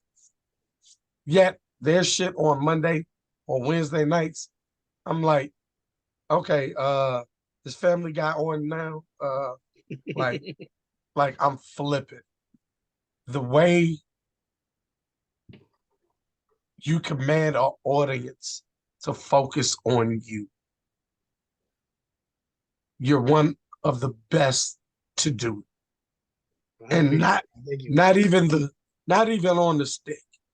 Just your moves and the way, the fluidity, the way that you come in a hole, out of a hole, into a spot, out of a spot. Like, you're one of the best to ever fucking do it, dude. Thanks, man. I appreciate that. And the crazy part is, I don't remember who made the comment in November. But dude, to me, one thing and I get it, we have ups and downs and highs and lows, but you've always been one of those dudes that have been in great shape. Like, the crazy part is, I remember you and Jay Washington, aka JD Hughes. Dude, I literally remember, like, okay, we gonna watch Trauma get his ass whooped tonight. Oh, come on. And dude, y'all gave You're lucky zero. Jay Washington doesn't watch this shit. Y'all gave each, you didn't give a fuck. And the best part of you whooping his ass is then me driving him home. And he I love it. like he can't sit back like fucking Pauly. I'm like, well, shit, you the one that want to fucking be the man. I'm like, Hey, you wanted that television title, the world television title. It was dude, defended in Canada, so it became a world title. hey, but I have always been, I'm a fan of yours, dude. I'm a fan of Pauly Thomaselli. And again, it's because some you put on, I've never seen you have a bad match. And I'm sure you'll say, yeah, I've had this match or that. I've had some stinkers. That's for sure. I have never seen you. Still say the thumb wrestling with you and Joey Chi was one of the greatest things I've ever seen. 25 minutes of zero, and people ate that shit up. I've never seen anything like it to this day. Probably never see anything like it again. Well, I mean, that's the joy of pro wrestling, man. It's a work. You know, everyone knows it's a work. If I can go out there and I can make someone forget about, man, I got bills due on the first. Man, I got, my car payment due in the middle of the month. Man, I got Christmas presents I have to buy. If I go out there for, 10 to 30 minutes, sometimes even, when you talk about entrance to entrance, entrance to exit, I should say, for a full segment, if I can go out there and make someone forget about their lives and just go out there and have a good time, that's why I do this. That's why I've been doing it for as long as I've been doing it. I love to entertain. I love to make people happy. I love to please, man. And I found this niche of pro wrestling of being, like I said, especially being a baby face. I love being a good guy. And I always make the joke, well, I like being a good guy because, good guys sell merch, and I don't even have any merch, which is even funny, even funnier. But if I can go out there and do my thing and I can make a couple people in that crowd of 10, sometimes 10, sometimes, Rocket Pro, 500 people or whatever. But I can give someone, a little bit of time to forget about what may or may not be going on in their lives, someone in their family's sick or anything. If I can go out there and do my job of making you happy, whether you love me or hate me, that makes me happy, dude. That gets me through my week. That gets me through the next Saturday to get back and get to the gym every day of that week, get to shave my arms that day to go to the show, stuff like that. Well, you did that for me Saturday night, and I am grateful that you did, because you took the day that a couple of weeks that had been bad, and for one night you made it tolerable, and I'm grateful for that. You serve your purpose, so thank you for Well, that. thanks, man. Again, you have no idea what that means in red. Your kind words. Thank you. Again, because we didn't know each other going into Elite. But by the time Elite was done, after that few years of we all spending time together, that once a month, in Stager or was it Oak Park, Oak Forest? Oak Forest. Oak Forest. Yeah. So, but when we moved to Stager to Oak Forest, like that couple of years we were all together from World of Wheels, in McCormick Place, like we all bonded and we really did become, as cliche as it sounds, a family. And people, like, as I put over our Rocket Pro or RPW before, same thing was at Elite, where no one cared where they were at on the show. It wasn't like, I got to be the main event, or I got to, it's like everyone knew that their match served a purpose. And it was awesome. And like I said, that's what I love about RPW so much, that the few people that I have talked to that work there and stuff, that they're all like, it's a kick-ass place to be. And they're not wrong. It's a kick-ass place to be. It's fun. Everyone goes out there, does their thing. And it's great, man. So like I said, with wrestling, I don't know how much longer I have left doing this. I've been asked several times, like, how long do you think you got? And I don't know. I really don't. But I'm having fun. And that's all that really matters, What makes our time together so great, like you said, I haven't seen you physically since November. And as soon as you walk in Saturday, you're like, And you were the first person I saw. and then you're like, oh, Jess, this is, and I was like, wow, like, I appreciate it, like, not that big of a deal. I'm nobody. But you have a wonderful lady The by your best. side. So Yeah, the best. dude, so keep her, dude, keep her. I plan on it. Steve, you got to meet her too. So like, I know, because Jess has been a bit of a, like, not a character, but like every time I'm on it, she's been brought up now the past year. So like, for you to actually meet her in person like that, like, you can't. She was a lot more fun to talk to than you were that night. I'll tell you that. Wow. You know I mean, what? I can go get her. She's at home right now. You want to just have her do the rest of the interview? Like, what? Oh, we're about to say goodbye to your monkey ass this time until next time. Good. Yeah, next time would be a couple weeks, right? Well, probably. At our rate, we got to go by the rating. Who can I shoot on next at Rocket Pro to get booked again? So. Go after Christian. Yeah, watch. You book him in 2 weeks, and then I get sick again in 2 weeks. So let's not do that. That's the game plan, right? Go ahead and go shit talk Christian Rose. Fuck you, Christian Rose. I can kick your ass with your shitty ass mullet. Gunner Brave too. Those would be two good ones. Which one's Gunner Brave? He's the guy he's the king of the North. He was in the first handicap. Oh yeah. He's got cool gear. Yeah, no, fuck that guy too. I whoop his ass too. I didn't know that's what we'll do. That's what I do at Rocket Pro. I go over there, I whoop ass. I show up, I paint my face like I'm a goddamn wait, Warrior ripoff, and I kick ass. You want to come back? You want to come back to Rocket Pro? Give me something on Maximus Orion. Which one's that nerd? That's the guy that comes out with the face paint, very Undertaker-esque. Yeah, you're so great that I don't even know who you are. So fuck off. Kevin, show Maximus this video. You'll be back at the next show. You'll bump somebody. He'll be. He doesn't know who I am. Well, get him. Hey man, listen, book me. I'll be there. It's not far from my house. I love being there, and it's a pleasure. It's like being on this show, man. I get to come here, talk shit, have fun. You know, Steve, where did you and I first meet?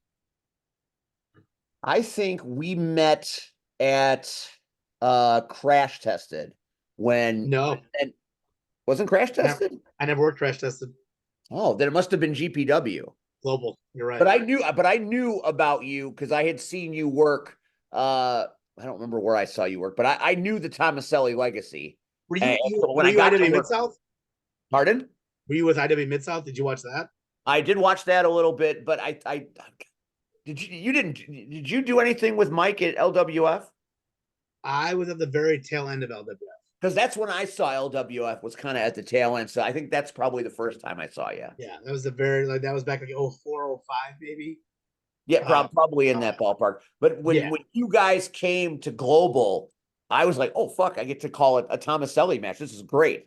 So that's when I think that was probably 2017, 2018.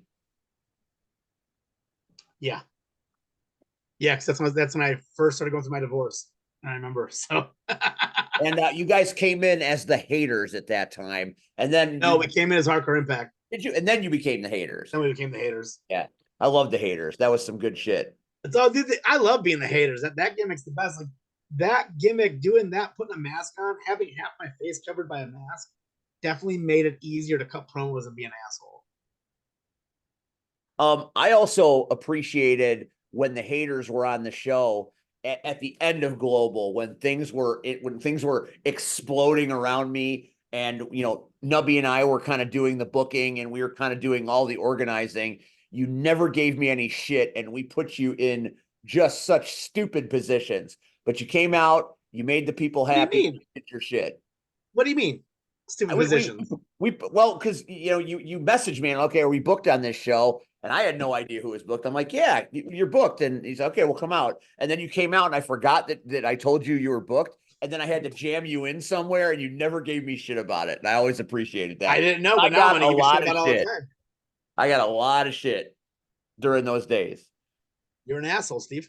Well, that's something. Hey, pro, don't let Steve book your shows and forget what Steve wants none of it. I burned that place burned to the ground. Probably it's much easier being a talent on the show than it is to put the show together. Oh, Jesus Christ. Talk about sleepless nights. That sucked. Yeah. But anyway, that's neither here nor there. Pauly, we love you, and we'll have you back probably 15 times this year. Well, I can't wait. I'll be back to promote more of my show when I get closer to it, okay? You're gracious with your time and your talent, and we always enjoy talking to you. I love all you guys, seriously, and thanks for having me on. I appreciate it. And after you're gone, we'll say some nice things about you before we sign. Well, I'm going to listen, so you better. All right. Let me tell you something, dude. Let me tell you something, brother. Cactus Rack won't say anything that's about me. Rachel hates me. She'll say nice things. That Cactus. Yeah, nothing nice. Nothing nice. At all. No, you're a cool dude, and I want to tell you, your kid is super fucking cute. Oh, thank you so much. You're welcome. She's my favorite. I love that girl in Kiss makeup. That was amazing. Bro, dude, do we got a minute to talk about that? Let's talk about it. All right. Then your ass is done. So once you're done with the Kiss, you're out. So I never gave a shit about Kiss. I didn't. I thought they were cool. Fun fact, my first wrestling persona when I was 14 years old was Brandon Starr. And I wore a star around each eye. But my brother was Mr. Ace, with Ace Frehley's face paint. And we wrestled with this dude, Johnny Armani, but at the time he was Johnny Kiss. And he had the Gene Simmons face paint. So at 14, I was in a battle royal as Brandon Starr, and I had Paul Stanley as with the Paul Stanley face paint. That's all I ever really cared about Kiss at that point in my life. 14 years old.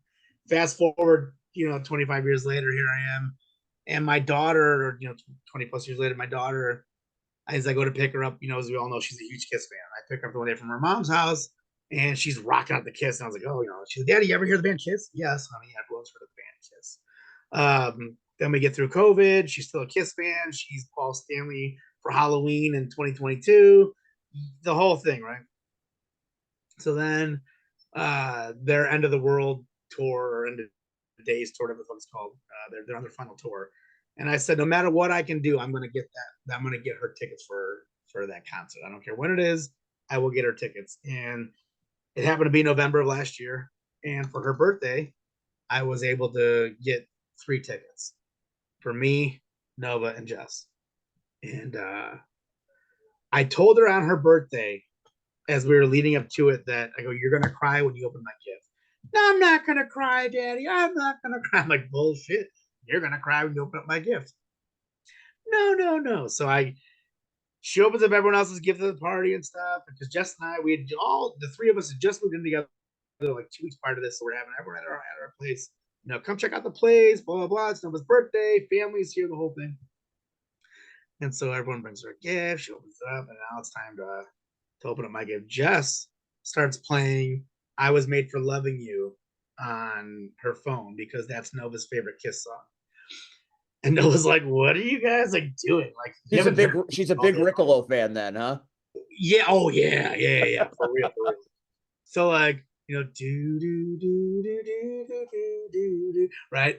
And she's like, what is going on? So she opens up the envelope, and inside the envelope, because I wrote her on the card, I wrote what was going on.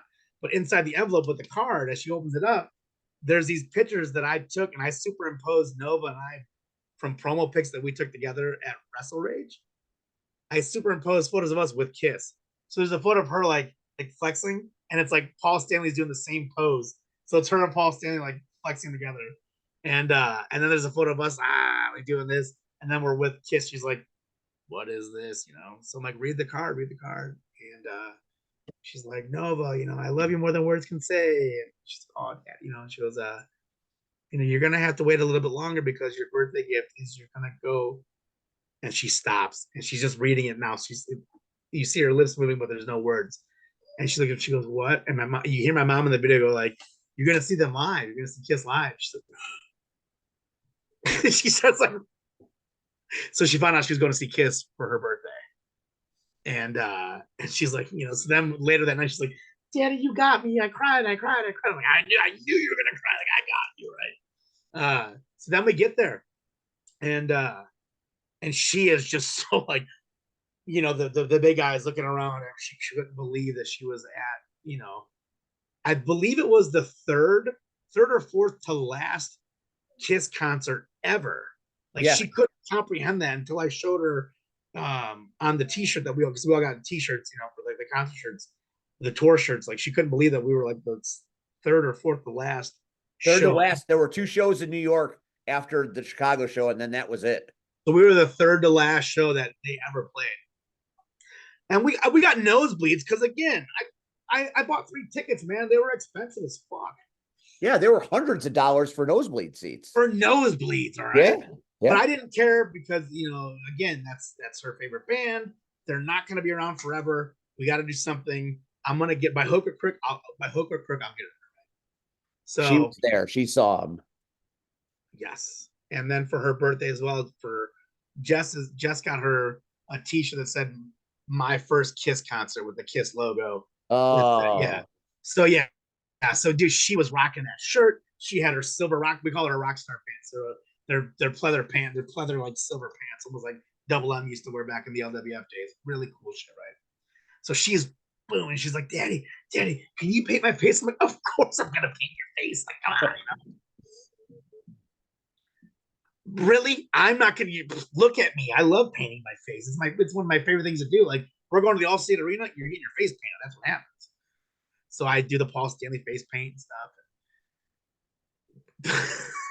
The thing with Nova was like, she didn't realize dressing like that, wearing the face paint, that there were going to be other people there doing the same exact thing. She's 8. She's having a good time. Her thing was like, why are all these people giving me fist bumps? She was like almost scared of this. Yeah, giving her like, so she's marking out. She's freaking out. And like I said, our seats were in the nosebleeds. Machine was there. Tom was there. Like there was a bunch of people there, like randomly throughout the night. Tom proposed to his fiance at Yes, that he did. show during Thankfully, the she said song that you yes. played. Thankfully, she said yes, because that would have been really bad. That would have been awkward. My buddy Justin James was there. Justin James. My brother was at that show. Oh no shit, that's awesome. Yeah. So Justin is one of the people that we've been boys for a long time, but not necessarily like the best of friends, but boys, you know, like we knew each other. He knew Jess also through Chi-Chi hooking us up. Justin was one of the guys that also knew Jess. So like he's texting us, hey guys, I'm on the floor. We look down from our nosebleeds and we see him on the floor, like, hey, down here. Oh, yeah, they fucking kidding me. So he sent us a screenshot of his ticket because everything's digital now, right? Right. So I look at Jessica, what do you think? She's like, I don't know. I'm like, fuck it. Listen, if we get kicked off the floor, we have seats right here, right? Pause this story. As before all this happens, this woman be in the row behind us as we're in the nosebleed section, in our section, our first section. This woman goes to Nova, is this really your first Kiss concert? She's like, yeah. She's like, and that's your dad? She's like, yeah. She's like, my first concert ever was Kiss with my dad. So they're bonding, right? Wow. As I look past this woman, I see a guy with a pink chin goatee. It was Ringmaster. They were sitting right behind us. Yeah. Full circle. Right. So then we start talking. Justin James sends us a screenshot. I said, hey, fuck it, let's try it. She goes to one entrance. I go to another entrance. Meanwhile, Nova's freaking the fuck out. What are we doing? I'm like, it's a work. It's a gimmick. Oh, okay. Because she knows what a gimmick is. So she knows when I say it's a gimmick, she just mouth shut, does her thing. Now we're on the floor and she's just looking around. What are we doing here? Like, Dad, what are we doing? Jess, what are we doing? Just like, we're fine. These are our seats. The house lights go down and we see there's an entire row about 20, 25 rows back that was empty. I said, there's our seats. Come on, let's go. And I grabbed Nova's hand. Jess was right in front of us. The curtain drops and they play Detroit Rock City. And we sat there the entire night.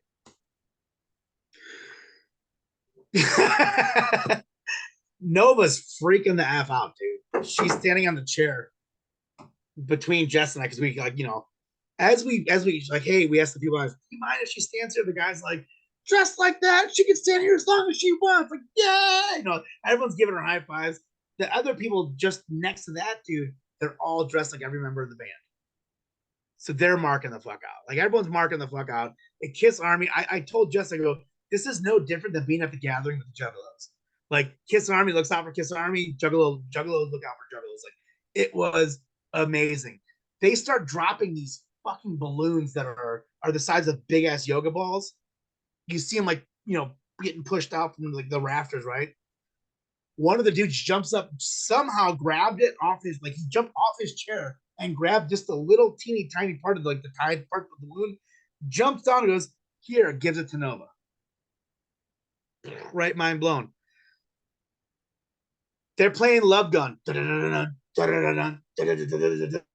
they're going. All of a sudden, Paul Stanley flies, Nova's favorite, flies right over our fucking heads.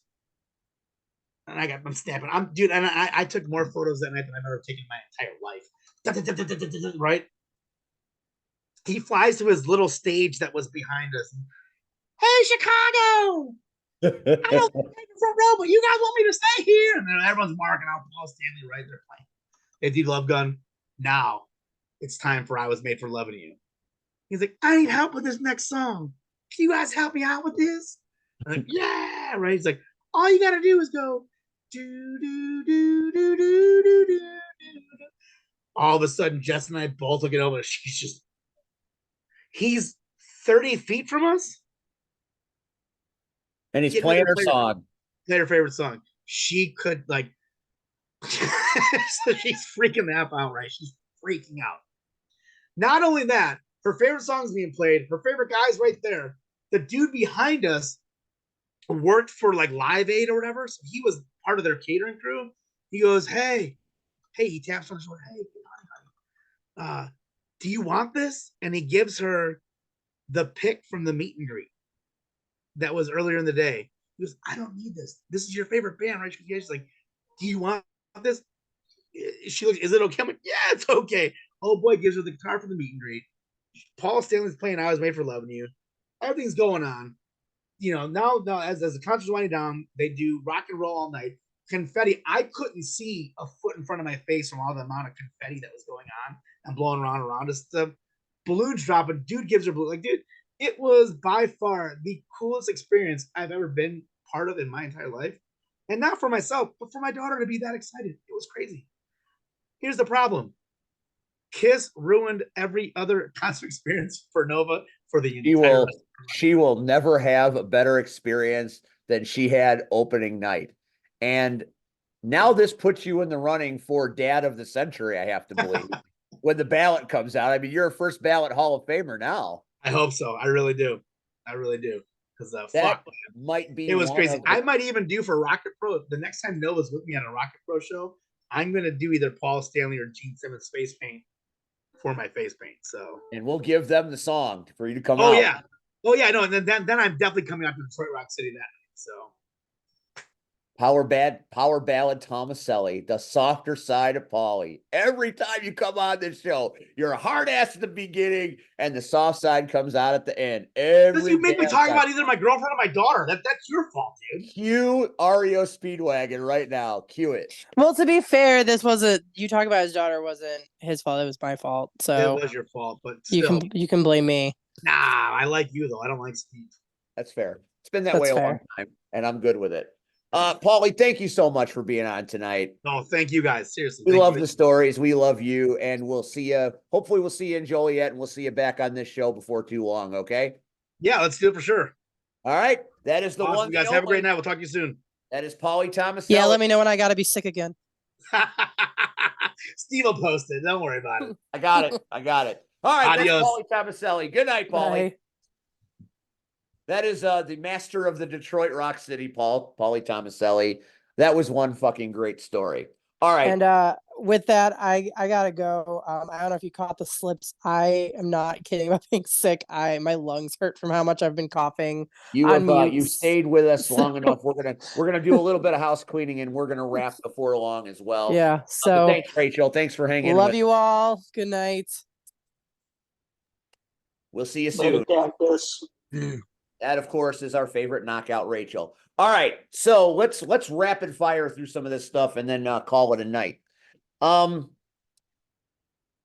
Unexpectedly, I got to be part of one of the greatest Secret Service details in history at Rocket Pro Wrestling. When Shelly came out to name Turtle as the GM, it was Nuke, Marche, Maximus Orion, and me.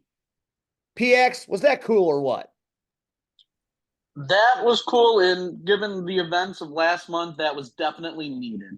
I was pretty excited to be a part of that. I got to walk into the ring right after Marche did. Dude, where the fuck did you get that gigantic Reese's thing, man? Don't worry about it. I want some.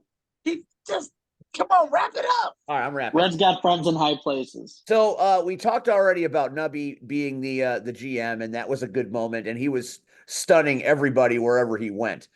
Real quick, let's talk about the Christian Rose problem, because Christian Rose, our psychopath savant, has really screwed things up for the Coyotes. Not only have the Coyotes been split in two, you've got Team Connor and Deshane and Team Rose and Team Berna. That's bad enough. But Rose is straight up psycho. And I'm saying it here. The Coyotes were one of the great factions that we have ever had at Rocket Pro. It was Coyote country. And Christian Rose, for whatever reason, decided that he wanted to destroy his creation from within and fight his brothers. I don't get it. I don't like it. He doesn't like being called out for his bullshit, but I will never not call him out for this bullshit. It's terrible to watch. I imagine the way that match ended that it'll be DeShane and Hopkins versus Rose and Berna at some point.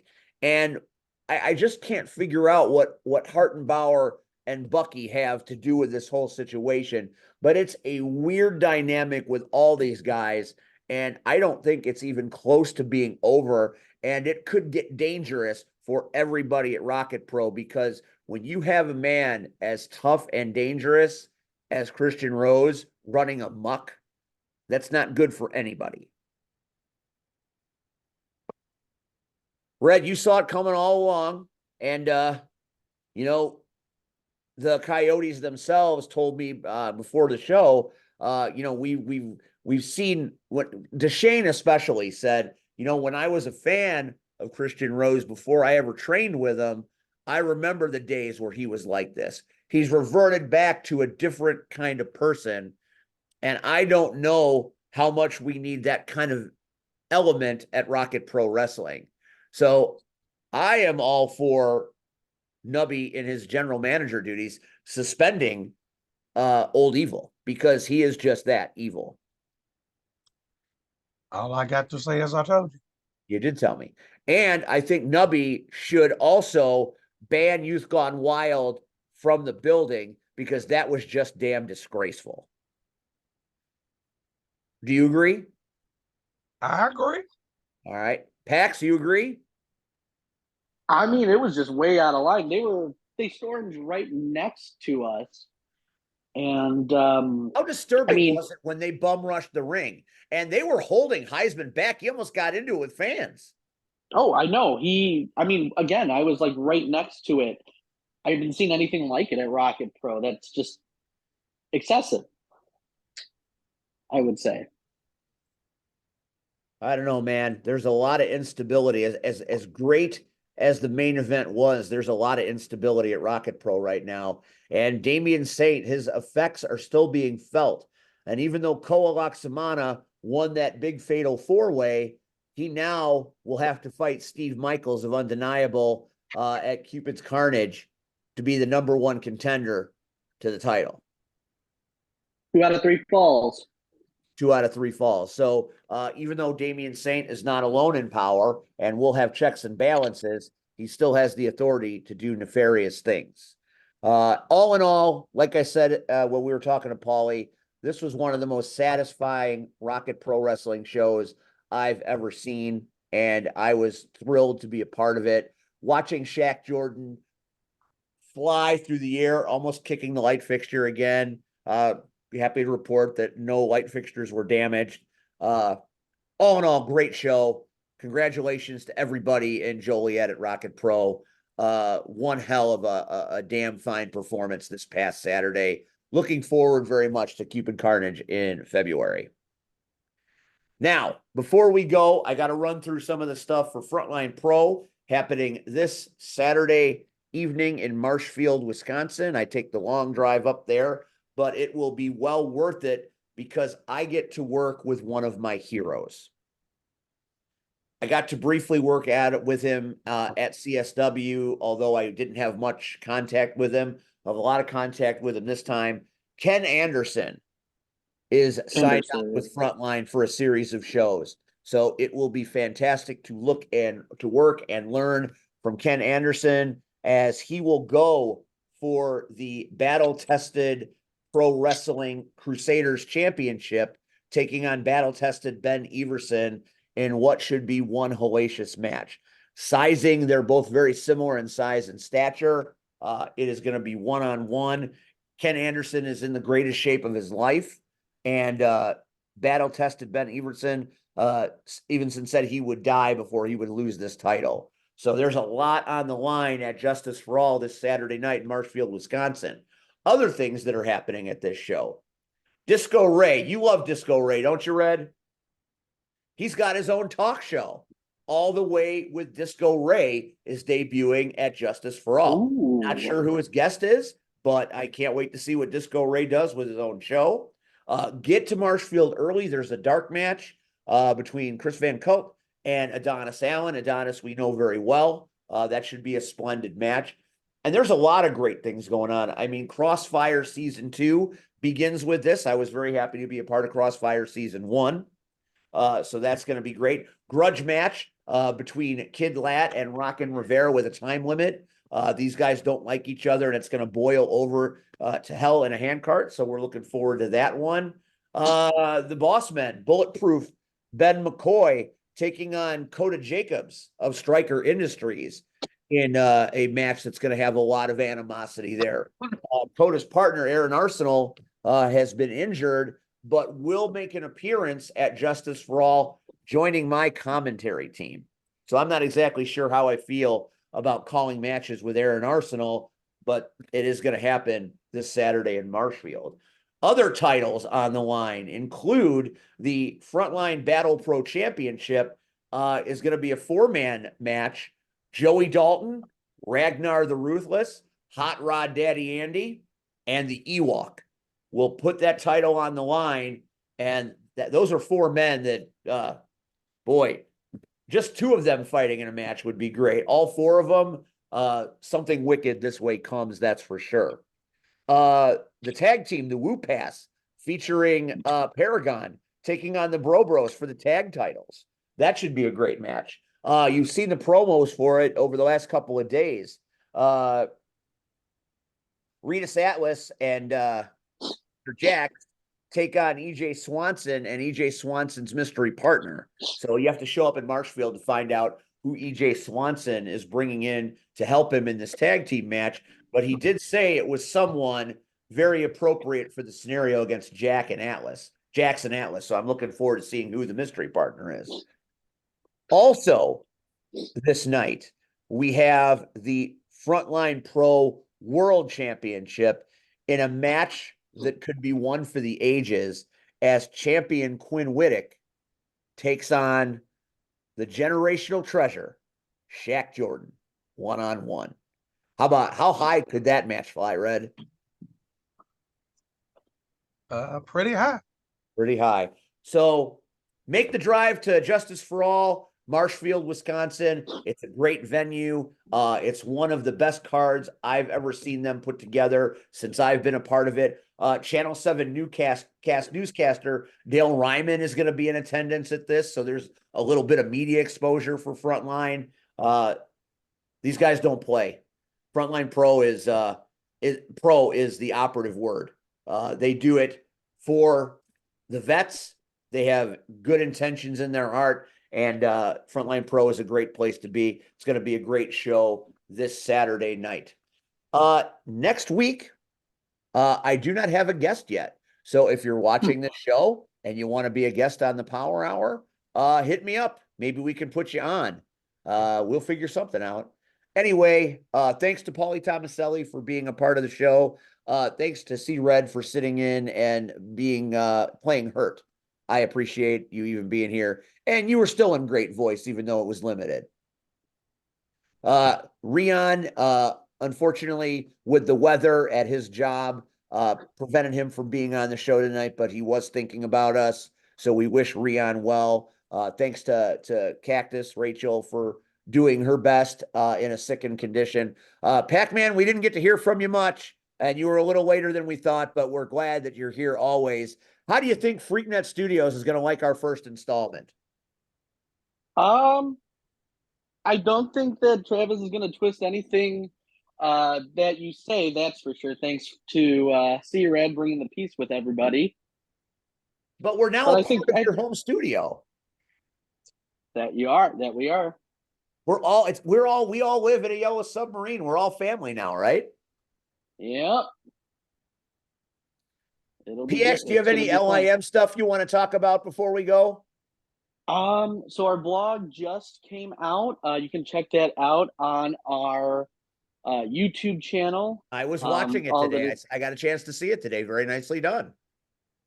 Thank you. And we have some big announcements coming later this week about our next guest on the Lovely Intoxicated podcast for the Cupid's Carnage show. So stay tuned to our Facebook page for updates on that.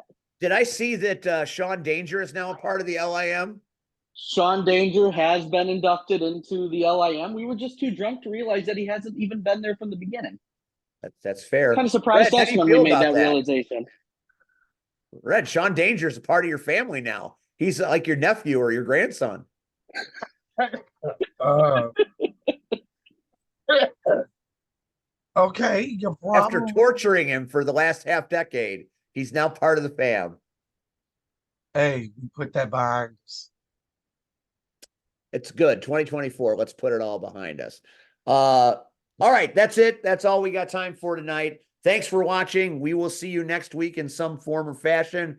We will talk about CSW as we get ready for the big season premiere featuring Leo Rush and Sky Blue. We will recap what happened at Frontline, and I'll round up a guest. Maybe we'll get someone from CSW, or maybe we'll get the new GM from Rocket Pro. Maybe we'll have Nubby come on the show and react to all the nice things Pauly had to say. So we've got options. We've got time. I'm Steve. That's Red. That's PX. Rock and roll all night. Party every day. And we will see you next time on the Power Hour. Happy New Year and good night.